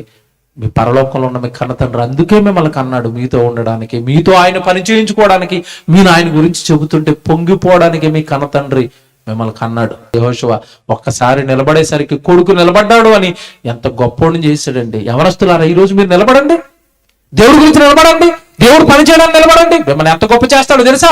మీ కుటుంబం మిమ్మల్ని చూసి ఎంత పొంగిపోతుందో తెలుసా? నా కొడుకు సేవలో ఎదుగుతున్నాడండి, నా కొడుకు మంచోడైపోయాడండి, నా కొడుకు పరిశుద్ధుడండి, నా కొడుకు పవిత్రుడండి, నా కొడుకు సంఘానికి ఒక వెన్నెముకండి. ఎదగండి దేవుడిలో, మీ కుటుంబాలు ఎదగాలి, మీరు ఎదగాలి, మీరు దేవుడికి దగ్గరగా ఉండాలి. దూరం అయితే మీ కన్న తండ్రి ఏడుస్తున్నాడు. మీ పిల్లలు మీకు దూరం అయితే ఎంత బాధ. ఒక 4 రోజులు మీ పిల్లలు ఎక్కడైనా కనపడకపోతే, ఏమన్నా కొడుకు కనపడలేదు, కూతురు కనపడలేదు, అల్లాడిపోతారు కదా. మీ పిల్లలు కనపడకపోతే, మీరు దేవుడి సన్నిధిలో కనపడకపోతే మీ నాన్న బాధపడ్డా మిమ్మల్ని బట్టి. మీకెందుకు అర్థం అవ్వలేదు ఇది? మీ పిల్లల దూరం అయితే మీకు బాధ అన్నప్పుడు, మీరు ఆయనకు దూరం అయితే ఆయనకు బాధ లేదా? అదేనండి, అందుకే వచనం చేశాను చివరిలో, నేను ఏడ్చుచున్నాను, నా ప్రాణాన్ని తెప్పరలా చేసి నీ పనికి ఏదైనా ఆపద వచ్చిందా? డాడీ మేము ఉన్నాం, ఇగో మేము సభలకు డబ్బులు ఇస్తాం, మీ సన్నిధికి డబ్బులు ఇస్తాం, మీ కార్యక్రమాలకు డబ్బులు, మేము ఉన్నాం కదా డాడీ, మేము చేస్తాం కదా నీకోసం మేము చెబుతాం కదా అని ఆయన ప్రాణాన్ని తెప్పరలా చేయవలసిన వారట ఆయనకు దూరం అయిపోయారట. నాకు దూరంగా ఉంటున్నారు వాళ్ళు. సేవలునండి, మా మనసు చెప్తున్నానండి, సేవలు అప్పుడప్పుడు మనం అలా సేవలు వెళ్తున్నప్పుడు అండి, కొంతమంది చాలా మాకు దగ్గర అయిపోతారండి. మా కష్టాల్లో ముందుకు వస్తారు, మేము పడుతున్న వేదనలో ముందుకు వస్తారు, మేము ఉన్నామండి సపోర్ట్గా సహాయంగా వస్తారండి. అలాంటి వాళ్ళు వచ్చినప్పుడు అండి చాలా ఆనందపడిపోతాం, చాలా పొంగిపోతామండి. అమ్మ జరుగుతున్న మహాసేవకు నాకు పిల్లల్ని ఇచ్చాడు, సహకారులు ఇచ్చాడు, బాగుంటది. అలా కొద్ది కాలం అలా సహకారులుగా ఉంటారండి. ఆ తర్వాత ఎందుకు అలా దూరం అయిపోతూ ఉంటారు. నిజంగా మనసు మాకే వేదన కింద ఉంటుంది. ఎందుకు ఇలా సేవలు చాలా బాగుండేవారు కదా, ఏమంటే సభలకి చాలా బాగుండేవారు కదా, ఏమంటే ఖర్చు పెట్టేవారు కదా, ఇచ్చేవారు కదా, చేసేవారు కదా, వచ్చేవారు కదా, ఏమంటే కనపడేవారు కదా మీటింగ్లో. వీళ్ళేరి ఒక సేవకుడిగా ఒక సహోదరి లేదా ఒక సహోదరుడు, ఒక తమ్ముడు, ఒక చెల్లు కనబడకపోతుంటే నాకే ఇంత ప్రాణం విలువలాడిపోతుంటే, కనపడటం లేదంటే వీళ్ళ ప్రాంతానికి వచ్చాను కదా, ఈ ప్రాంతంలో తమ్ముడు ఉంటాడు కదా, ఈ ప్రాంతంలో చెల్లు ఉంటుంది కదా, మేము తిరుగుతాం కదండి. తిరుగుతున్నప్పుడు ఏ ప్రాంతానికి వెళ్ళినప్పుడు వాళ్ళు కనపడకపోతే కనివే నన్ను అడుగుతా, ఏడు తమ్ముడు కుటుంబం రాలేదు, ఎందుకంటే వాళ్ళు రాలేదు. చూసారంటే ప్రాణం కొట్టుకుంటుందండి, ఎందుకు వీళ్ళు రాలేదు. మాకే ఇలా ఉంటే పరలోకంలో ఉన్న కన్న తండ్రికి ఎలాగుంటా చెప్పండి. మీరు ముద్దు బిడ్డలు కదా, కారణ జన్ములు కదా, మీరు రావాలని కోట్ల సంవత్సరాల నుంచి కలలు కన్నాడు కదా. మీరు కనబడకపోతే మీ కన్న తండ్రికి ఎంత బాధండి, ఎంత వేదనండి. అందుకే దేవుడి సన్నిధికి దూరంగా ఉండకండి, దేవుడి పనులకు దూరంగా ఉండకండి. దేవుడిని మీలోకి ఆహ్వానించండి. దేవుడి నివాసం మీతోనే ఉంది, మీతోనే మీ నాన్న ఉన్నాడు, మిమ్మల్ని ఆయన మహిమపరుస్తుంటే చూడాలనుకుంటున్నాడు. తగ్గటం లేదు, మనుషులలో పెరుగుతున్నది, మనుషులతో ఉంటున్నది దేవుడా, మనుషుల్లో ఉన్నది దెయ్యమా?